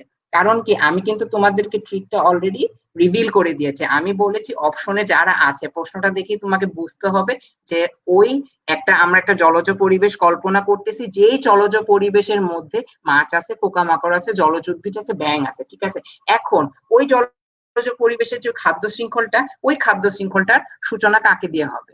যেহেতু এখানে আমি জলজ উদ্ভিদ বলছি, এই জলজ উদ্ভিদ নিজের খাদ্য নিজে তৈরি করতে কিন্তু সক্ষম, এরকম জলজ উদ্ভিদ আছে, তাদের কাছে পানি ভেদ করেও কিন্তু সূর্যের আলো প্রবেশ করে। ঠিক আছে, এই জিনিসটা বুঝতে হবে, পানি ভেদ করেও সূর্যের আলো প্রবেশ করে। আসিমা তাসনিম নন্দী ম্যাম আপনাকে অসংখ্য ধন্যবাদ, আপনার উত্তরটি সঠিক হয়েছে, জলজ উদ্ভিদ। সো যেটা হয়েছে যে জলজ উদ্ভিদ যে আছে, জলজ উদ্ভিদ হলো এক্ষেত্রে খাদ্য শৃঙ্খলের সূচনা করবে। ঠিক আছে, তো জলজ উদ্ভিদের পর কারা আসবে আমরা যদি একটু ও আচ্ছা স্যার ওটা আগের অ্যান্সার ছিল, আমি না বুঝতে পারছি না, আমি আই এম গেটিং কনফিউজড। ওকে, ঠিক আছে, ও আচ্ছা বুঝতে পেরেছি, ওই যে আগের যে প্রশ্নটা ওটার জন্য ছিল। ওকে, ওইদিকে না যাই। যেটা হয়েছে যে এখন যদি আমরা একটু নিজেরা সাজানোর চেষ্টা করি এই খাদ্য শৃঙ্খলটাকে, তাহলে কি হবে? আমরা বুঝেছি যে একে থাকবে জলজ উদ্ভিদ, কারণ কি সে উৎপাদক, সে নিজের খাদ্য নিজে তৈরি করতে পারতেছে। এখন এই যে জলজ উদ্ভিদ, একে কে নেক্সট কে আসতে পারে তোমরা একটু বলো দেখে চট জলদি। যে আমি জাস্ট প্রশ্নটা একটু অন্য একটা প্রশ্ন করছি, যে জলজ উদ্ভিদের পর এই খাদ্য শৃঙ্খলে কার নাম আসবে? তোমরা একটু বলো দেখি কে আসতে পারে, জাস্ট অপশন ক খ গ ঘ দিয়ে বলতে পারো যে জলজ উদ্ভিদের ঠিক পরে কে আসবে, আমাকে পুরাটা বলতে হবে না, পুরাটা বলতে হবে না। ফিরোজ নওয়াজ বলছে হ্যালো ম্যাম, আচ্ছা হ্যালো ম্যাম মনে আসিমা নন্দী ম্যামকে বলছে। ঠিক আছে, আচ্ছা ইমতিয়াজ রাফি বলছে গ। হ্যাঁ বাবু, উত্তরটা ঠিক আছে এটার জন্য, কিন্তু আমি এখন আরেকটা প্রশ্ন করেছি, একটা ফলো আপ প্রশ্ন করেছি। ফলো আপ প্রশ্ন কি করেছি? যে পুকুরের তলদেশে খাদ্য শৃঙ্খলের সূচনা তো হবে জলজ উদ্ভিদ থেকে, এটা ট্রু, এটা আমরা নির্ধারণ করে ফেলেছি, কিন্তু ওর পর কে আসবে সেটা তোমরা একটু আমাকে ধারণা করে বলো কি হবে। গ এখন অপশন থেকে কাটা, এখন অপশন আছে ক খ ঘ, তো কে হবে তোমরা একটু আমাকে বলো, যে ঠিক জলজ উদ্ভিদের পর কার নামটা আসা উচিত সেটা আমাকে বলো দেখি, কেউ বলতে পারছো নাকি? পারা উচিত কিন্তু আসলে। খ, ইমতিয়াজ রাফি তোমাকে অসংখ্য ধন্যবাদ, তোমার উত্তরটা সম্পূর্ণ সঠিক হয়েছে, তোমার উত্তরটা সম্পূর্ণ। আহ আহ তীর্থাঙ্ক তালুকদার তোমার উত্তরটি সঠিক হয়নি বাবু, উত্তর খই হবে, পোকামাকড়ই হবে। ঠিক আছে, আহ হ্যাঁ, চন্দন পোদ্দার সাহেব আপনাকে ধন্যবাদ, উত্তর হবে পোকামাকড়, জলজ উদ্ভিদের পর আসবে পোকামাকড়।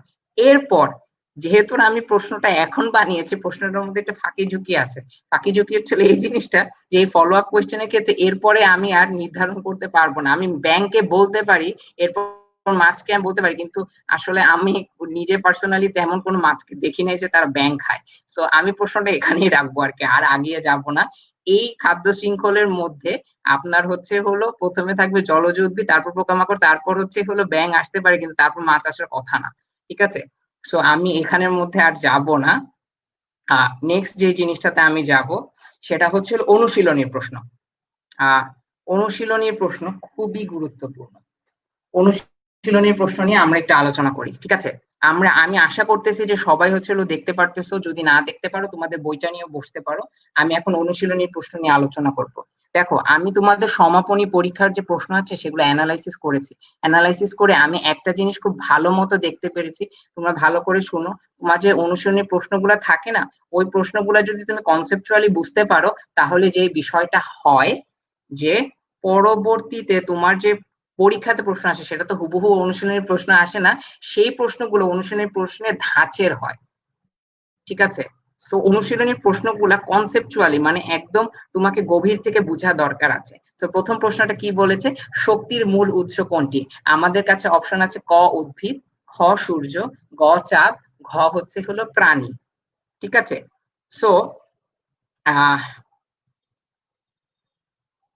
ওকে, আহমেদ ফয়সাল একটা খুব সুন্দর কথা বলেছে। স্ক্রিনে আহমেদ ফয়সালের অ্যান্সারটা দেখতে হলে ভালো হতো। সে যেটা বলেছিল 3 2 1 4, সেটা সে আগের প্রশ্নের জন্য বলেছে, যেই জিনিসটাতে আমি যেতে চাইনি সে সেটাতে গিয়েছে। এবং তার উত্তরটা এক ক্ষেত্রে সঠিক হতে পারে, এক ক্ষেত্রে সঠিক হতে পারে, বাট সেটাতেও একটু সমস্যা আছে। আমি বলি সে কোন জিনিসটা নিয়ে আলোচনা করেছে। ঠিক আছে? সেটা হচ্ছে এই প্রশ্নটা নিয়ে সে বলছে যে আমি যদি খাদ্য শৃঙ্খলের কথা চিন্তা করি, এটা শুরু হবে জলজ উদ্ভিদ থেকে, তারপর পোকামাকড়, তারপর মাছ, তারপর ব্যাঙ। সেই ক্ষেত্রে যে জিনিসটা হবে, এই যে মাছটা হতে হবে না, এই মাছটাকে অতি ক্ষুদ্র মাছ হতে হবে। ঠিক আছে? এবং সেই ক্ষেত্রে আসলে আরেকটা কনফিউশন থাকে পোকামাকড়ের সাথে। যাই হোক, আমি ধরে নিতে পারি যে সেই মাছটা অতি ক্ষুদ্র, আমি ধরে নিলাম আমাদের এই বানানো প্রশ্নের সাপেক্ষে, সেক্ষেত্রে আনসারটা ঠিক হয়। আহমেদ ফয়সাল, আপনাকে অসংখ্য ধন্যবাদ। আপনি খুব সুন্দর একটা পয়েন্ট ধরিয়ে দিয়েছেন, আপনাকে অসংখ্য অসংখ্য ধন্যবাদ। আমরা এটাকে এভাবে ধরে নিতে পারি, আমরা খাদ্য শৃঙ্খলটাকে এভাবে সাজাতে পারি যে আগে হবে জলজ উদ্ভিদ, তারপর হবে পোকামাকড়, ঠিক আছে, তারপর হবে মাছ, যারা ছোট মাছ যেগুলাকে হয়তো ব্যাঙ কনজিউম করতে পারে, খুবই ছোট মাছ হবে, পোনা টাইপের মাছ হবে, বা আরো ছোট হবে, তারপর ব্যাঙ আসবে। ঠিক আছে? ওকে। সো আমি অনুশীলনীতে মুভ অন করছিলাম। সো অনুশীলনীতে যেটা নিয়ে আমরা আলোচনা করতেছি যে শক্তির মূল উৎস কোনটি, এই প্রশ্নটা নিয়ে আমি তেমন আলোচনাতে যাব না। আমি ডাইরেক্ট বলে দিব শক্তির মূল উৎস সূর্যই হবে, কারণ এটা নিয়ে আমরা অনেকবার আলোচনা করেছি। আমি বারবারই বলতেছি, বারবারই আমি এই জিনিসটা নিয়ে আলোচনা করে গেছি। ঠিক আছে? সো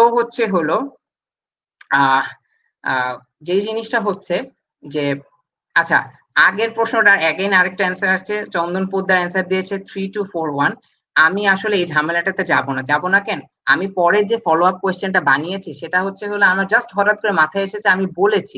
এর জন্য আমি বারবার প্রশ্নটা করার সময় বলছিলাম যে জাস্ট পরবর্তীটা বলো, জলজ উদ্ভিদের পরে কি আসতে পারে। আমি আর বাকিগুলাতে যাইনি, কারণ ব্যাং আর মাছ এই দুইটাকে না আমি সুনির্ধারিত করে বলে দিইনি তার সাইজের ভিত্তিতে বা কে কাকে খেতে পারে এই হিসেবে বলিনি। মাছ যে কোনো মাছই হইতে পারে। ঠিক আছে? সো এর জন্য আমরা ওই প্রশ্নে যাব না, ওই প্রশ্নের সমাপ্তি এখানে।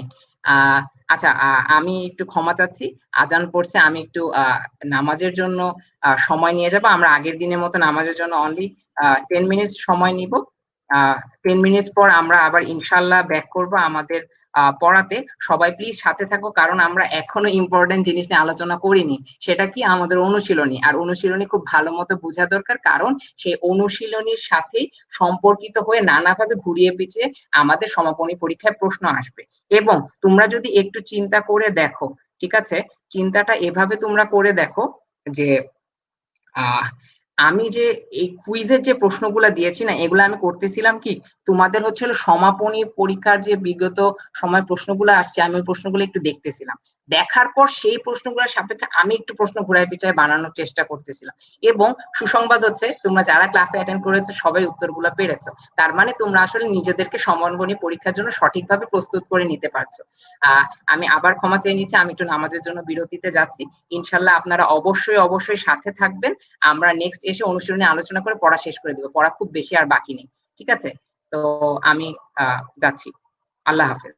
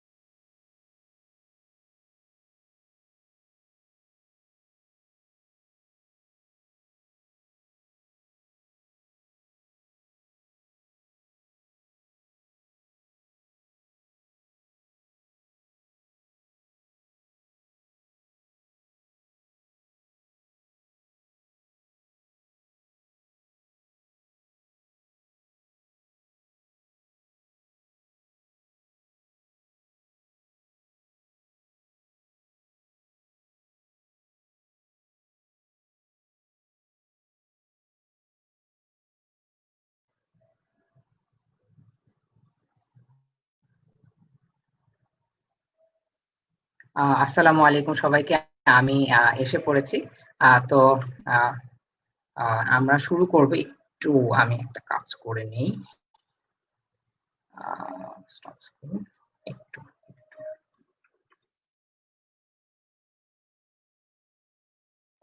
ওকে।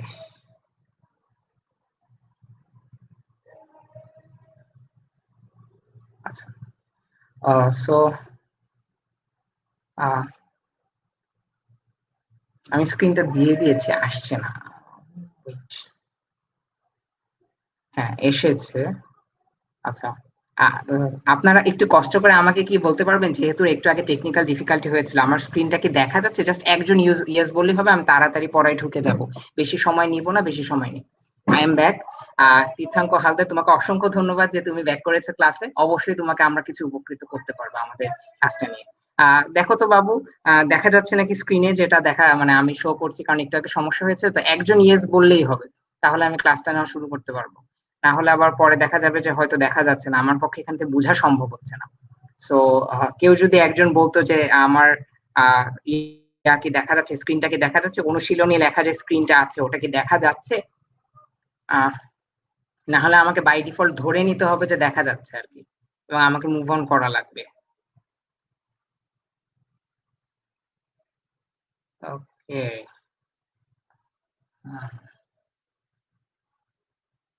আচ্ছা, আমি স্টিল একটু চেক করে নিই যে আমার ভয়েসটা ক্লিয়ার নাকি। ওকে, হ্যালো, হ্যালো। হ্যাঁ, মনে হচ্ছে আমার ভয়েসটা আলহামদুলিল্লাহ ক্লিয়ার আছে। আচ্ছা, তীর্থাঙ্ক হালদার, তোমাকে অসংখ্য ধন্যবাদ যে তুমি আমাকে খুব কঠিন সময় সাহায্যটা দিলে। যে হ্যাঁ দেখা যাচ্ছে, ঠিক আছে। তো আমরা যেটা বলছিলাম, প্রথম প্রশ্নটার উত্তর অলরেডি দিয়ে দিয়েছি, যে শক্তির মূল উৎস কোনটি। সেটা হবে সূর্য, কারণ আমরা এটা নিয়ে সারাক্ষণই বলছি। বাট স্মলেস্ট, স্মলেস্ট, আচ্ছা এটা হওয়ার কথা না, স্ক্রিনটা বড়ই দেখার কথা। আমি টেকনিক্যাল টিমকে একটু মানে একটু অনুরোধ করছি যে একটু দেখুন যে একজন কমপ্লেইন করলো যে হয়তো স্ক্রিনটা একটু ছোট দেখা যাচ্ছে বা সামথিং, আপনারা একটু দেখুন যে আসলে কোনো সমস্যা হচ্ছে নাকি, একটু দেখুন। ঠিক আছে। বাবু, আমার আমার পার্সোনাল ধারণা হচ্ছিল স্ক্রিনটা সমস্যা হওয়ার কথা না, আমার যতটুকু মনে হচ্ছে। আহ আচ্ছা, ঠিক আছে। বাবু তুমি একটু দেখো, আমাদের টেকনিক্যাল টিম আমাদেরকে কনফার্ম করেছে যে কোনো সমস্যা হচ্ছে না। তো একটু দেখো যে হয়তো তোমার ডিভাইসে কোনো সমস্যা হতে পারে। ঠিক আছে। ওকে। আচ্ছা, বুঝতে পেরেছি, তুমি হয়তো ফন্ট ছোট এটা বুঝাতে পারো। আমি দুঃখিত। তুমি তাহলে বাবু যদি ফন্ট ছোট মনে হয়, তাহলে বইটা নিয়ে বসতে পারো। ঠিক আছে। আহ বইটা নিয়ে বসলেই হবে আর কি, কারণ হচ্ছে যে এটা বইয়ের হুবহু জিনিসটা আমি উঠিয়ে দিয়েছি। আমরা আলোচনায় যাই, বেশি দেরি না করে। নেক্সট প্রশ্ন যেটা ছিল সঠিক উত্তরের, যে কোনটির জন্য প্রাণী উদ্ভিদের উপর নির্ভরশীল। ঠিক আছে, কোনটির জন্য প্রাণী উদ্ভিদের উপর নির্ভরশীল। তো আমাদেরকে অপশনে কি বলা হয়েছে? আচ্ছা, আহমেদ ফয়সাল অল ক্লিয়ার বলছে, তোমাকে অসংখ্য ধন্যবাদ এই কঠিন সময় সাহায্য করার জন্য। যে কোনটির জন্য প্রাণী উদ্ভিদের উপর নির্ভরশীল, আমাদেরকে অপশনে বলা হয়েছে আলো, পানি, খাদ্য, বাতাস। তাহলে আমরা উদ্ভিদকে একটু চিন্তা করে দেখো যে কেন উৎপাদক বলি, কারণ সে নিজের খাদ্য নিজে তৈরি করতে পারে। আর প্রাণী প্রত্যক্ষ বা পরোক্ষভাবে শক্তি প্রবাহ পড়ার সময়, খাদ্য জাল পড়ার সময়, খাদ্য শৃঙ্খল পড়ার সময় জেনেছি, প্রত্যক্ষ বা পরোক্ষভাবে প্রাণী খাদ্যের জন্যই উদ্ভিদের উপর নির্ভরশীল। তাহলে এক্ষেত্রে উত্তরটা কি হবে? উত্তর হবে গ, খাদ্য। ঠিক আছে। আমরা একটু তাড়াতাড়ি করার চেষ্টা করছি, কারণ হচ্ছে আমাদের হাতে সময় কম। এখানে বলা হয়েছে যে নিচের কোনটি সঠিক খাদ্য শৃঙ্খল। ঠিক আছে। সো তোমরা একটু দেখো তো নিচের কোনটা সঠিক খাদ্য শৃঙ্খল, এবং তোমাদের কাছে কোনটা মনে হয়। আমি খালি যেটা রাইট আমার কাছে মনে হয় আমি সেটা নিয়ে আলোচনা করবো। ঠিক আছে। তোমাদের কাছে কোনটা মনে হয়? সবসময় মনে রাখবা, খাদ্য শৃঙ্খলের সূচনা হতে হয় কি থেকে? খাদ্য শৃঙ্খলের সূচনা হতে হয় উৎপাদক থেকে। ঠিক আছে। উৎপাদকের উপস্থিত না থাকলে সেটা অন্য কথা, যা আছে সেটা দিয়ে আমাকে সাজিয়ে নিতে হবে, বুঝে নিতে হবে। কিন্তু যখন উৎপাদক উপস্থিত থাকবে, তখন আমি অবশ্যই উৎপাদককে কনসিডার করবো খাদ্য শৃঙ্খলের শুরুতে। আর উৎপাদকটা কি? সে হচ্ছে সবুজ উদ্ভিদ, যে নিজের খাদ্য নিজে তৈরি করে নিতে পারে। ওকে। তাহলে এখন এখানে প্রশ্নে ছিল যে ঘাস ফড়িং, ঘাস, সাপ, ব্যাঙ। না, এটা হবে না, কারণ আমি দেখছি যে উৎপাদক যে আমার ঘাস, সে হচ্ছে উপস্থিত আছে কিন্তু সে শুরুতে নাই। সো অপশন এ হবে না। অপশন দুই এ কি বলেছে? ব্যাঙ, ঘাস ফড়িং, ঘাস, সাপ। ঘাসকে আরো এক স্টেপ ডানে খাদকের শ্রেণীতে পাঠানো হচ্ছে, যেটা অ্যাবসলিউটলি রং, সেটাও হবে না। এরপরে কি বলতেছে? সাপ, ঘাস ফড়িং, ঘাস, ব্যাঙ, এটাও হবে না। লাস্টেরটাতে বলছে ঘাস, তার থেকে গেছে হাঁস ফড়িং, তার থেকে ব্যাঙ, সাপ। হ্যাঁ, এটা হবে, কারণ কি আমাদের খাদ্য শৃঙ্খলের সূচনাটা হয়েছে উৎপাদকদের। এখন বাবুরা, তোমাদেরকে আমি একটা জিনিস বারবার ক্লিয়ার করে বলছি, প্রশ্নে কিন্তু এমন হতে পারে তোমাদেরকে একটু কনফিউজড করে দেওয়ার জন্য প্রশ্নের শুরুতে ঘাস থাকতে পারে, কিন্তু দেখা গেল ঘাস দেওয়ার পর পরে ঘাস ফড়িং না দিয়ে ব্যাঙ বা সাপ দিয়ে দিছে, পরে ঘাস ফড়িং দিছে। তো এই জিনিসটা খেয়াল করো, শুরুতেই ঘাস দেখে বা উদ্ভিদ দেখে ওটাকে সঠিক উত্তর বিবেচনা করো না, পুরাটা খাদ্য শৃঙ্খল লক্ষ্য করবে যে ওখানে তোমার হিসাবে পর্যায়ক্রমটা ঠিক আছে নাকি। যেমন এই প্রশ্নের ক্ষেত্রে আমরা বলতে পারি যে উত্তর ঘ হবে সঠিক। ঠিক আছে, তো সেটাই হচ্ছে এখানে আমি হচ্ছে হলো লিখেছি আর কি। আচ্ছা, সো যেটা উত্তর হচ্ছে হলো, এখন আমরা সংক্ষিপ্ত প্রশ্নের দিকে যাব। ঠিক আছে, সংক্ষিপ্ত প্রশ্নের মধ্যে প্রথম যে প্রশ্নটা আছে সেটা হচ্ছে খাদ্যজাল এবং খাদ্য শৃঙ্খলের মধ্যে যে পার্থক্যের কথা বলা হয়েছে, এটা নিয়ে আমি সবার শেষে আলোচনা করবো। এটা সবচেয়ে ইম্পর্টেন্ট প্রশ্ন। গয়ের উত্তর, হ্যাঁ মোর্শেদা তোমাকে অসংখ্য ধন্যবাদ, তীর্থাঙ্ক হালদার, ফাবিহা, তোমাদের সবাইকে ধন্যবাদ, তোমরা সঠিক উত্তর দিয়েছো তিনে। ঠিক আছে, আমি এখন সংক্ষিপ্ত প্রশ্নে এসে পড়েছি। সংক্ষিপ্ত প্রশ্নের মধ্যে যেটা আসছে যে খাদ্যজাল এবং খাদ্য শৃঙ্খলের মধ্যে পার্থক্য, এটা আমি সবার শেষে আলোচনা করব। ঠিক আছে, আমি সবার শেষে আলোচনা করব, কিন্তু অন্যান্য সংক্ষিপ্ত প্রশ্নগুলো আমি একটা আগে আলোচনা করে ফেলবো। কেন খাদ্য শৃঙ্খলা খাদ্যজাল পরে আলোচনা করবো, কারণ এটা আমার কাছে খুবই ইম্পর্টেন্ট একটা টপিক মনে হয়, যেটা নিয়ে একটু বিস্তারিত সময় দেওয়া দরকার। এটাকে আমি সংক্ষিপ্ত প্রশ্ন হিসেবে আলোচনা করব না, এট এ হোল আমি এটা নিয়ে আলোচনা করব সবার শেষে। ঠিক আছে, তো সংক্ষিপ্ত প্রশ্ন আমি সংক্ষেপে উত্তর দিয়েছি, কোনো সংক্ষিপ্ত প্রশ্নের উত্তর এত সংক্ষেপ হয় না। আর আমি যেহেতু ক্লাস 5 অনেক আগে পার করে এসেছি, আমি জানিও না তোমাদের টিচাররা কি ইনস্ট্রাকশন দিয়েছে সংক্ষিপ্ত প্রশ্নের উত্তর কত হবে। আমি জাস্ট কি ওয়ার্ডস গুলো লিখেছি যেগুলা সংক্ষিপ্ত প্রশ্নের উত্তরে থাকা দরকার। ঠিক আছে, সো উদ্ভিদ কিভাবে প্রাণীর উপর নির্ভরশীল, আমি সহজ ভাষায় উত্তর লিখেছি খাদ্য তৈরির জন্য, বৃদ্ধির জন্য, পরাগায়নের জন্য, বীজের বিস্তরণের জন্য, যেটা আমরা অনুচ্ছেদ 2 এ পড়ে এসেছি। এটা ক্লিয়ার, এখানে কোনো সমস্যা নেই। ঠিক আছে, কারণ আমরা জানি যে প্রাণী হচ্ছে উদ্ভিদের উপর খাদ্যের জন্য নির্ভরশীল, বাট উদ্ভিদও কিন্তু প্রাণীর উপর নির্ভরশীল। আর সেটা কিসের জন্য? খাদ্য তৈরি, বৃদ্ধি, পরাগায়ন, বীজের বিস্তরণ। আবার উত্তরটা আমি সেকেন্ড টাইম বললাম। ঠিক আছে, তারপরে 3 নাম্বার প্রশ্নটা হচ্ছে মানুষ নির্ভর করে এমন 3টি জড় বস্তুর উদাহরণ দাও। ঠিক আছে, অনেক জড় বস্তু পাওয়া যায়, তার মধ্যে আমরা যদি একটু ভালো ভালো গুলা দেখি, তাহলে আমি মাটি, পানি, বায়ু বলতে পারি, আমি সূর্যের আলো, পানি, বায়ু বলতে পারি। আগের দিন আমি একটা প্রশ্ন করেছিলাম এবং তোমাদের সমাপনীতে এরকম একটা প্রশ্ন এসেছে যে উদ্ভিদ এবং প্রাণী বাঁচতে পারে না এমন 3টা জড় পদার্থের নাম বল। সেই 3টার মধ্যে আসবে কি? সূর্যের আলো, বায়ু আর পানি। সেখানে মাটি আসবে না, আসবে হচ্ছে হলো সূর্যের আলো, বায়ু, পানি। ঠিক আছে, তো এখানে বলা যায়, কারণ এখানে আমাকে নির্ধারিত করে বলেন যে কোনটা ছাড়া থাকতেই পারবে না। এখানে বলেছে মানুষ নির্ভর করে এমন 3টি জড় বস্তুর উদাহরণ দেয়, 3টা দিলেই হলো, সেটা আমি মাটি, পানি, বায়ু দিয়েছি। ঠিক আছে, তারপরে প্রশ্ন বলেছে পরাগায়ন কি। আমরা পরাগায়ন নিয়ে আগের দিন অনেক সুন্দর সচিত্র আকারে ব্যাখ্যা করেছি যে পরাগায়ন কি। তোমাদের যদি বুঝতে সমস্যা হয়, আগের দিনে যে ক্লাসটা ছিল ওটা শেষের দিকে চলে যাবে, সেখানে আমরা পরাগায়ন, পরপরাগায়ন, স্বপরাগায়ন এগুলো নিয়ে আলোচনা করেছি। পরাগায়নে হচ্ছে হলো তোমার যে অন্যান্য কীট পতঙ্গে পাখির ভূমিকা আছে সেগুলো নিয়ে আলোচনা করেছি। ঠিক আছে, তো আমরা একটু পরাগায়নের সংজ্ঞাটা এখানে বলি। এটা আমি প্রথম আলো থেকে নিয়েছি, প্রথম আলো 2016 সালের 19 তারিখের 3 নাম্বার মার্চ মাসের যে সংখ্যাটা ছিল সেখান থেকে নিয়েছি। আমার সংজ্ঞাটা খুব পছন্দ হয়েছে, আমার এগুলা স্ক্রোল করতে ভালো লাগে, যে সংজ্ঞাটা ভালো লাগে আমি তোমাদের জন্য উপস্থাপন করি। এই সংজ্ঞায় যে তোমাদের গ্রহণ করতে হবে তা না, এটাই যে বুঝবা তোমরা তা না, তোমাদের যেটা ভালো লাগে ওটা তোমরা নিতে পারো। আমি উত্তর হিসাবে যেটাকে হচ্ছে হলো কনসিডার করেছি সেটা হচ্ছে হলো যে ফুলের পরাগধানী থেকে পরাগ রেণু, বায়ু, মৌমাছি, পাখি ইত্যাদির সাহায্যে ফুলের গর্ভমুণ্ডে স্থানান্তরের প্রক্রিয়া হচ্ছিল পরাগায়ন। ঠিক আছে, আমরা আগের দিন কি বলেছিলাম যে আমরা যদি একটা ফুলকে, আমরা যখন বড় হব, জীববিজ্ঞান নিয়ে পড়াশোনা করব, তখন আমরা হচ্ছে এই বিষয়টা দেখব। ক্লাস 9 হয়তো আমরা দেখবো ইনশাল্লাহ, যে হচ্ছে হলো যখন হচ্ছে হলো আমরা ফুলটাকে ডাইসেক্ট করে বিভক্ত করে ফেলি, ফুলের ভিতর হচ্ছে হলো ওর গর্ভাশয় থাকে, ওর গর্ভাশয়ে হচ্ছে হলো মানে অনেক পার্টস থাকে, তো তার মধ্যে হচ্ছে হলো ফুলের যে পরাগধানীটা থাকে, ফুলের ফুলটাকে যখন আমি করে ফেলতেছি, মানে ডাইসেক্ট করে ফেলছি, ওর ভিতরে যে পরাগধানীটা থাকে, পরাগধানীতে পরাগ রেণু থাকে, সেই পরাগ রেণুটা অন্যান্য প্রাণী, সেটা মানে প্রাণী বা জড় পদার্থ, বায়ু, মৌমাছি, পানি ইত্যাদির মাধ্যমে যেটা হয়, সেম যে উদ্ভিদ তারই আরেকটা পরাগধানী থেকে এই পরাগরেণু স্থানান্তরিত হতে পারে, সরি গর্ভমুণ্ডে গিয়ে, আবার অন্য উদ্ভিদেরও গর্ভমুণ্ডে গিয়ে এই পরাগরেণুটা স্থানান্তরিত হতে পারে। আর এই যে প্রক্রিয়াটা, এটাকে বলা হয় হচ্ছে হলো পরাগায়ন। পরাগায়ন আবার স্বপরাগায়ন, পরপরাগায়ন আছে। যদি হচ্ছে হলো সেম উদ্ভিদেরই দুইটা ফুলের মধ্যে এই পরাগায়ন প্রক্রিয়াটা ঘটে, সেটা হচ্ছে হলো স্বপরাগায়ন। আর যদি দুইটা ভিন্ন উদ্ভিদের মধ্যে ঘটে, সেটা হচ্ছে হলো পরপরাগায়ন। তো পরাগায়নের সংজ্ঞাটা এখানে সুন্দর দিয়েছে। আমি আরেকবার একটু ছোট করে বলি যে ফুলের পরাগধানী, মানে ফুলকে যদি আমি খুলে ফেলি, ওটাকে ভিতরে দেখবো ওর ভিতরে পরাগধানী আছে, তা থেকে যে পরাগ রেণুটা পাওয়া যায়, পরাগধানীর উপরে অবস্থান করে পরাগ রেণু, সেটা যদি বায়ু, মাছি, মৌমাছি, পাখি ইত্যাদির মাধ্যমে ফুলের আরেকটা ফুলে, সেটা সেম উদ্ভিদেরই আরেকটা ফুল হতে পারে বা অন্য উদ্ভিদের আরেকটা ফুলে হতে পারে, গিয়ে যখন ওই পরাগ রেণুটা গর্ভমুণ্ডে পতিত হয়, তার মধ্যে নিষেক প্রক্রিয়া সম্পন্ন হয়, আর সেটার প্রক্রিয়াটাকে বলা হয় পরাগায়ন। ঠিক আছে ইমতিয়াজ রাফিদ, ধন্যবাদ, তুমি বলেছো তোমার ভালো লাগছে, আমি চেষ্টা করছি তোমাদের ভালো লাগানোর জন্য। আচ্ছা, এখন আমরা বর্ণনামূলক প্রশ্নে চলে যাব।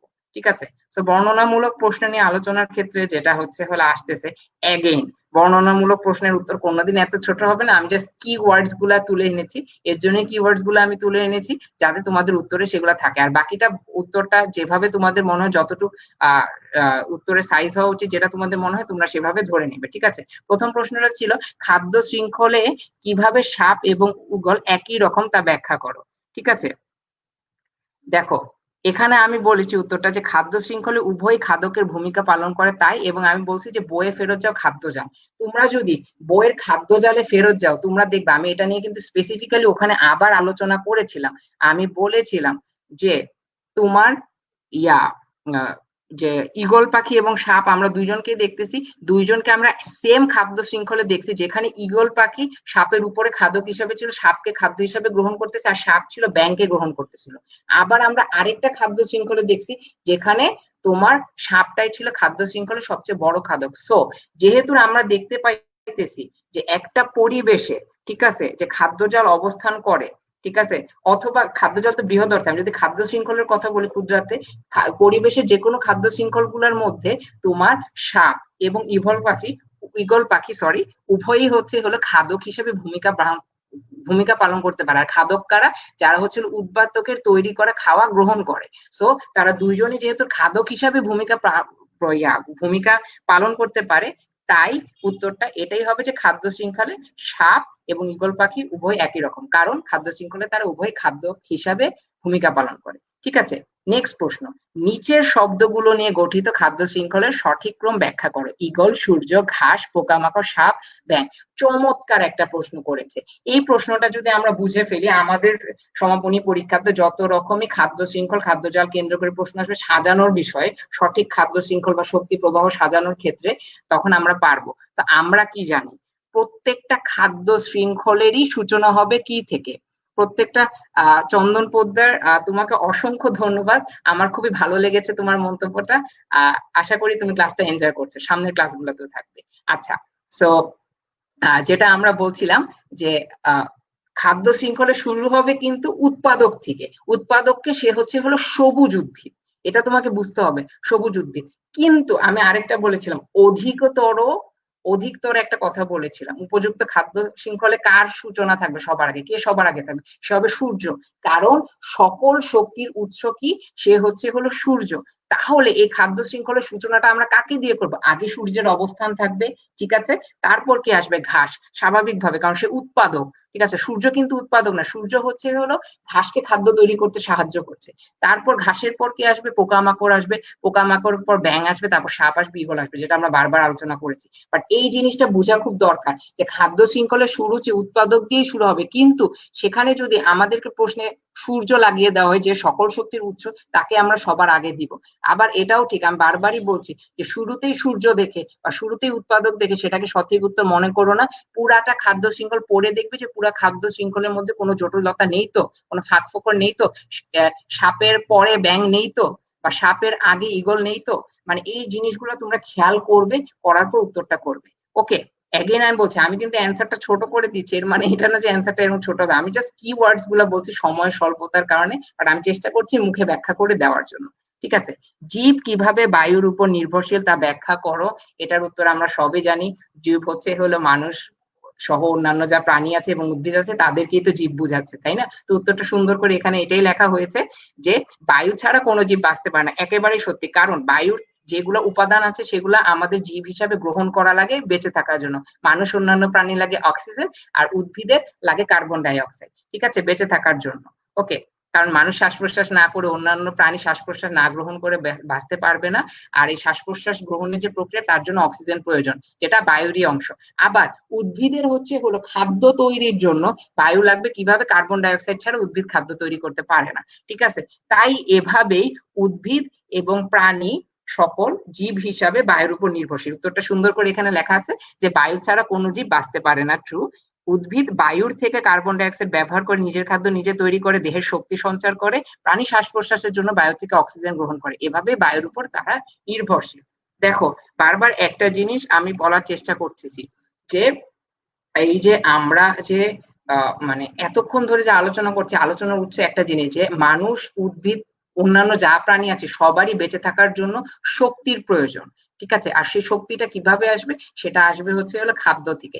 মানুষ খাদ্যের জন্য প্রত্যক্ষ পরোক্ষভাবে নির্ভরশীল উদ্ভিদের উপর, আর উদ্ভিদ খাদ্যের জন্য নির্ভরশীল হচ্ছিল বায়ুর উপাদান পানি, বিশেষ করে সূর্যের আলোর উপর, ঠিক আছে। এটা একটু তোমরা সবসময় মাথায় রাখবে। ওকে, এখানে লিখেছে যে পরবর্তী প্রশ্নে 4 নাম্বার প্রশ্নে যে উদ্ভিদের জন্য বীজের বিস্তরণ কেন গুরুত্বপূর্ণ তা ব্যাখ্যা করো, ঠিক আছে। এর উত্তরটা এখানেই দেওয়া আছে, আমি একটু বলে দিই। এখানে নিয়েছে যে নিজের অস্তিত্ব বিলুপ্ত হওয়া থেকে বাঁচাতে, টিকিয়ে রাখতে, পরিবেশের ভারসাম্য রক্ষা করতে, অন্যান্য প্রাণী বাসস্থান তৈরি করতে 4টা পয়েন্ট। উদ্ভিদের বীজের বিস্তরণ কেন দরকার? উদ্ভিদের বীজের বিস্তরণ বলতে আমরা সহজ ভাষায় কি বুঝাই? মাতৃ উদ্ভিদ থেকে যে বীজটা, সেটা যখন পরিবেশে নানা জায়গায় ছড়িয়ে ছিটিয়ে যায়, তা থেকে যখন নতুন নতুন উদ্ভিদ গড়ে উঠে, ঠিক আছে, সেটা, এই পুরো প্রক্রিয়াটাকে আমরা বীজের বিস্তরণ বলতেছি, রাইট। এখন বীজের যে বিস্তরণ, এটা কেন দরকার, সেই 4টা পয়েন্ট আমরা বলছি সবচেয়ে ইম্পর্টেন্ট। নিজের অস্তিত্ব বাঁচিয়ে রাখা। একটা জিনিস চিন্তা করো, এই উদ্ভিদটা যদি রিপ্রোডিউস না করে, উদ্ভিদের যদি আরো তার সমপ্রজাতির উদ্ভিদ যদি পরিবেশে না থাকে, তাহলে তার বিলুপ্ত ঘটবে। আর এই বিলুপ্ত ঘটা থেকে উদ্ভিদকে বাঁচাতে কে সাহায্য করে? বীজের বিস্তরণ। তাই এই উত্তরটাও সঠিক। নেক্সট আমরা কি বলেছি? পরিবেশের পরিবেশের ভারসাম্য রক্ষা করতে। পরিবেশে যদি উদ্ভিদ কমে যায়, দেখো তোমাদেরকে আমি একটা কথা বলি, তোমাদের প্রাথমিক শিক্ষা সমাপনী পরীক্ষায় একটা প্রশ্ন এসেছিল যে উদ্ভিদ কার্বন ডাই অক্সাইডের, মানে বায়ুতে কার্বন ডাই অক্সাইড কি রক্ষা করে। ওখানে প্রশ্ন ছিল, উত্তরটা এরকম ছিল যে উদ্ভিদ বায়ু কার্বন ডাই অক্সাইড কমেও দিতে পারে, বাড়িয়েও দিতে পারে। আরেকটা জায়গায় ছিল যে উদ্ভিদ বায়ুতে কার্বন ডাই অক্সাইড স্থিতিশীল পর্যায়ে রাখে, ঠিক আছে, স্থিতিশীল পর্যায়ে রাখে। তো উত্তরটা ছিল স্থিতিশীল পর্যায়ে রাখে। সো যে জিনিসটা আমি বলতে চাচ্ছি যে উদ্ভিদ যে কাজটা করে সেটা হচ্ছে পরিবেশের ভারসাম্য কিভাবে রাখে, পরিবেশে যে নানা রকমের উপাদান আছে, যেমন বায়ুতে কার্বন ডাই অক্সাইড, তার সঠিক মাত্রাটা রেখে দেয়, যেটা আমাদের জন্য প্রয়োজন। এভাবে তারা পরিবেশের ভারসাম্য রক্ষা করে। আর লাস্ট উত্তরটা কি ছিল? যে অন্যান্য প্রাণীর বাসস্থান তৈরি করে দেয়। কারণ কি, আমরা আমাদের পড়ার সময় দেখেছি যে ছোট ছোট বানর, তারপর হলো পেঁচা, ওরা গাছের মধ্যে অবস্থান করছে। এরকম উদ্ভিদের উপর অনেক বাসস্থানের জন্য অনেক প্রাণী নির্ভরশীল। তাই উদ্ভিদের জন্য বীজের বিস্তরণ গুরুত্বপূর্ণ, সেটা নিয়ে আমরা আলোচনা করলাম, ঠিক আছে। এখন যে তোমার, হ্যাঁ, যে লাস্ট প্রশ্ন, তোমার ঘরের ভিতর রাখা গাছটি মারা যাচ্ছে, তোমার বন্ধু গাছটিকে জানালার পাশে দিয়ে রাখার পরামর্শ দিল কেন? উত্তরটা খুবই সঠিক। অলরেডি তোমরা জানো যে গাছের দরকার পুষ্টি, পুষ্টি সম্বন্ধ মাটি, পানি, বায়ু, সূর্যের আলো। সূর্যের আলো এবং বায়ুর অভাব হয়েছে বলে আমার মনে হচ্ছে। সহজ কথায় আমি যেটা বলেছি যে উদ্ভিদ মারা যাওয়ার কারণ কি, সে সঠিকভাবে তার খাদ্যটা তৈরি করতে পারছে না। সঠিকভাবে খাদ্যটা না তৈরি করার কারণ কি হতে পারে? সে পুষ্টিশীল পানি পাচ্ছে না, মাটি পাচ্ছে না, ঠিক মতো পানি পাচ্ছে না, বায়ু পাচ্ছে না, অথবা সে সূর্যের আলো পাচ্ছে না। সবকিছু বিবেচনা করে, 4টা ক্রাইটেরিয়া বিবেচনা করে দেখা যায় যে সাধারণত যেটা হওয়ার কথা, যে যেহেতু ও মরে যাচ্ছে, ঠিক আছে, ঘরের ভিতরে আছে, ঘরের ভিতরে সে মাটি পাবে, কারণ তাকে তো মাটির উপরই স্থান দেওয়া হয়েছে, এবং সে পানিও পাওয়ার কথা। কিন্তু দুইটার অভাব হতে পারে যেহেতু ঘরের ভেতর আছে। একটা সঠিকভাবে বায়ু, মানে বায়ুর কার্বন ডাই অক্সাইডের অভাব, আর আরেকটা হতে পারে সেটা সূর্যের আলো। তাই আমি বলছি যে বায়ু এবং সূর্যের আলোর অভাব হয়েছে বলে মনে হচ্ছে, ঠিক আছে। ওকে, আমরা এখন একেবারে লাস্ট স্লাইডে চলে যাব, একেবারে সময় নেই। এই আমার সংক্ষিপ্ত প্রশ্নে যে 1 নাম্বার ছিল খাদ্যজাল এবং খাদ্য শৃঙ্খলের মধ্যে পার্থক্য নিয়ে আলোচনা করব। এই জিনিসটা আমি দৈনিক ইত্তেফাকের 2017 সালের 3 মার্চের 6 তারিখের এডিশন থেকে নিয়েছি। বামে খাদ্য শৃঙ্খল, ডানে খাদ্যজাল, একদম ক্লিয়ার, খুব সুন্দর করে লেখা, আমার খুব পছন্দ হয়েছে শেষ 3টা পার্থক্য। প্রথমে আমি সংজ্ঞায়ন করেছি কি, বাম পাশে লিখেছি যে বাস্তু সংস্থানের মধ্যে বাস্তু সংস্থানে উদ্ভিদ থেকে প্রাণীতে, এক সেকেন্ড সরি আমি ভুল করেছি, আমি একটু সরি, হ্যাঁ এক্সট্রিমলি সরি, আমার একটু টেকনিক্যাল এরর হয়ে গিয়েছিল। আচ্ছা হ্যাঁ, আমরা একদম শেষ করছি, 1 মিনিট আর। বাস্তু সংস্থানে উদ্ভিদ থেকে প্রাণীতে শক্তি প্রবাহের ধারাবাহিক প্রক্রিয়ায় খাদ্য শৃঙ্খল, এটা আমরা জানি। আবার একইভাবে ওই বাস্তু সংস্থানে একাধিক খাদ্য শৃঙ্খল মিলিত হয়ে খাদ্যজাল গঠিত হয়। 1 নম্বর পার্থক্য শেষ, সংজ্ঞা দিয়ে শেষ। এরপরে পার্থক্য কি? একটা পরিবেশে একাধিক খাদ্য শৃঙ্খল থাকতে পারে, এটা আমি তোমাদেরকে কুইজে প্রশ্ন করেছি, ইভেন ব্যাখ্যা করার সময় বুঝিয়ে দিয়েছি যে কেন একটা পরিবেশে একাধিক খাদ্য শৃঙ্খল থাকতে পারে। সহজ উত্তর, কারণ একই প্রাণী একটা পরিবেশে একাধিক খাদ্য শৃঙ্খলের অংশ হতে পারে, তাই একটা পরিবেশে আসলে একাধিক খাদ্য শৃঙ্খল থাকতেই পারে। কিন্তু একটা পরিবেশে শুধুমাত্র একটি খাদ্যজাল থাকবে। সেকেন্ড, আমাদের পার্থক্য বলা শেষ। এরপরে থার্ড পার্থক্য কি? খাদ্য শৃঙ্খল হলো খাদ্য ও খাদকের মাঝখানে সম্পর্ক। এটা তুমি চিন্তা করে দেখো যে খাদ্য শৃঙ্খলে আসলে আমরা কি করতেছি, যে খাদ্যটা যাকে খাদ্য হিসেবে গ্রহণ করতেছে, শক্তির প্রবাহটা বর্ণনা করতেছে, সহজ ভাষায় আমরা হচ্ছে খাদ্য এবং খাদকের মাঝখানে একটা রেখা টেনে সম্পর্ক তৈরি করছি। তুমি জিনিসটা চিন্তা করে দেখো, এটাই। অপরদিকে খাদ্যজাল হলো অনেকগুলো খাদ্য শৃঙ্খলের পারস্পরিক সম্পর্ক, ঠিক আছে? কারণ খাদ্যজালের মধ্যে যেহেতু একাধিক খাদ্য শৃঙ্খল থাকে, খাদ্যজাল যে কাজটা করতেছে এক একটা খাদ্য শৃঙ্খলের মধ্যে সম্পর্ক তৈরি করতেছে, এবং সেটা আমরা দেখতে পাচ্ছি ওই যে সাপ, একটা খাদ্য শৃঙ্খলের সাপ একটা খাদ্য জলের সাপ বা ইগল একাধিক খাদ্য শৃঙ্খলের সম্পর্কযুক্ত, এবং তারা হলো একজন আরেকজনের সাথে ইন্টারঅ্যাক্ট করতেছে একটা খাদ্য শৃঙ্খলে, সেটাই আমি বলার চেষ্টা করেছি। আচ্ছা, খাদ্য শৃঙ্খল একটা সহজ প্রক্রিয়া, সহজ কথা এটা বলাই যায়। সহজ প্রক্রিয়া কেন? এটাকে হলো প্রতিটা খাদ্য শৃঙ্খল একটা রেখাতে আমি শেষ করতে পারি, একটা রেখাতে উৎপাদক থেকে শুরু করে বা সূর্যের আলো থেকে শুরু করে সর্বোচ্চ স্তরের খাদ্যকে গিয়ে শেষ করে দিতে পারি। কিন্তু খাদ্যজাল একটা জটিল প্রক্রিয়া, কারণ কি? একটা খাদ্যজালের মধ্যে একাধিক খাদ্য শৃঙ্খল থাকে, এবং জাল জাল জিনিসটার মানে জটিল, জালের মধ্যে অনেক সুতা আছে, তার আছে, পেঁচানো আছে। সো একটা খাদ্য জালের মধ্যে দেখা যায় যে আমি খরগোশ, একটা খাদ্য শৃঙ্খলে দেখা যাচ্ছে একটা খাদ্য জালের মধ্যে খরগোশ 3-4টা খাদ্য শৃঙ্খলের অংশ। এভাবে আসলে যখন খাদ্য জালের মধ্যে একটা আমি খাদ্যকে নিয়ে চিন্তা করতে যাই, তার খাদ্য শৃঙ্খল বের করতে আমার দেখা যায় জান বের হয়ে যায়। মানে সহজ কথা আমি একটু উদাহরণ দিয়ে, রূপক উদাহরণ দিয়ে বোঝানোর চেষ্টা করলাম যে কেন খাদ্যজাল একটা জটিল প্রক্রিয়া। এত কিছু না মনে রাখলেও এটাও মনে রাখতে পারো যে খাদ্যজাল যেহেতু জাল বুঝাচ্ছে, জাল মানে জিনিসটা জটিল বোঝায়, তাই খাদ্যজাল একটা জটিল প্রক্রিয়া। অপরদিকে খাদ্য শৃঙ্খল সহজ প্রক্রিয়া, কারণ এখানে আমি জাস্ট উৎপাদক থেকে খাদ্য সর্বোচ্চ স্তরের খাদ্য পর্যন্ত আমি একটা রেখা টেনে যাচ্ছি। আচ্ছা, আমি খুবই দ্রুত বলে ফেলেছি, আমি সরি, বাট আমি আশা করি তোমরা বুঝতে পেরেছো। আমাদের আসলে সময় স্বল্পতা পড়ে গিয়েছে, তো আমাদের আজকের মতো যা বলার ছিল শেষ হয়েছে। তো আজকে সামান্য একটু টেকনিক্যাল ডিফিকাল্টি হয়েছিল, বাট সমস্যা নেই, আমরা সেটাকে শুধরে দিতে পেরেছি। তোমাদের যত প্রশ্ন আছে তোমরা এখানে কমেন্ট বক্সে প্রশ্নগুলো করবে। আজকে তোমাদের কোনো রকমেরই হোমওয়ার্ক নেই, সো তোমরা খুশি থাকতে পারো। বাট আমি অ্যাগেন তোমাদেরকে বলছি, এই প্রথম চ্যাপ্টারটা তোমাদের জন্য খুবই গুরুত্বপূর্ণ। আর দেখো, পড়াশোনার একটা বড় উদ্দেশ্য, কিন্তু আমাদেরকে যদি ভালো করে পড়াশোনা করতে হয়, তার একটা বড় উদ্দেশ্য হলো নিজেরা যে শিখবো তা না, অন্যদেরকেও শিখাবো। এখান থেকে শিখে যদি তুমি উপকৃত হও, অবশ্যই টিচিট এবং বাংলা ডিজিটালের যে উদ্যোগটা আছে, এটা মানুষের মাঝখানে ছড়িয়ে দাও, তোমাদের বন্ধুদের সাথে শেয়ার করো, বেশি বেশি এগুলা নিয়ে কথা বলো, বেশি বেশি আমি যে কথাগুলো বলেছি ওগুলা নিয়ে একটু চিন্তা ভাবনা করো। অবশ্যই যে শুধু তোমাদের সমাপনী পরীক্ষা ভালো হবে তা না, তোমরা তোমাদের জীবন যুদ্ধে অন্যদের চেয়ে অনেক আগিয়ে যাবে, ঠিক আছে? তো তোমাদের সকলকে আমি ধন্যবাদ জানাচ্ছি এই ক্লাসে থাকার জন্য, এবং নেক্সট ক্লাসে আমাদের একটু পরে নেক্সট ক্লাস শুরু হবে, ইংলিশ ক্লাস শুরু হবে, সেই ক্লাসও তোমরা অ্যাটেন্ড করো। Very good class sir, thank you so much, goodbye. Imtiaz Rafi, goodbye. Chandan, আপনাকেও অসংখ্য ধন্যবাদ। মোর্শেদা দেওয়ান, বাই। আচ্ছা ঠিক আছে, তো আজকের মতো আমরা এখানেই বিদায় নিচ্ছি। তোমাদের সকলকে ক্লাসে থাকার জন্য ধন্যবাদ। নেক্সট ক্লাসে অ্যাটেন্ড করবে অবশ্যই অবশ্যই অবশ্যই, এবং বন্ধুদের সাথে বেশি বেশি শেয়ার করে দাও। আসসালামু আলাইকুম সবাইকে।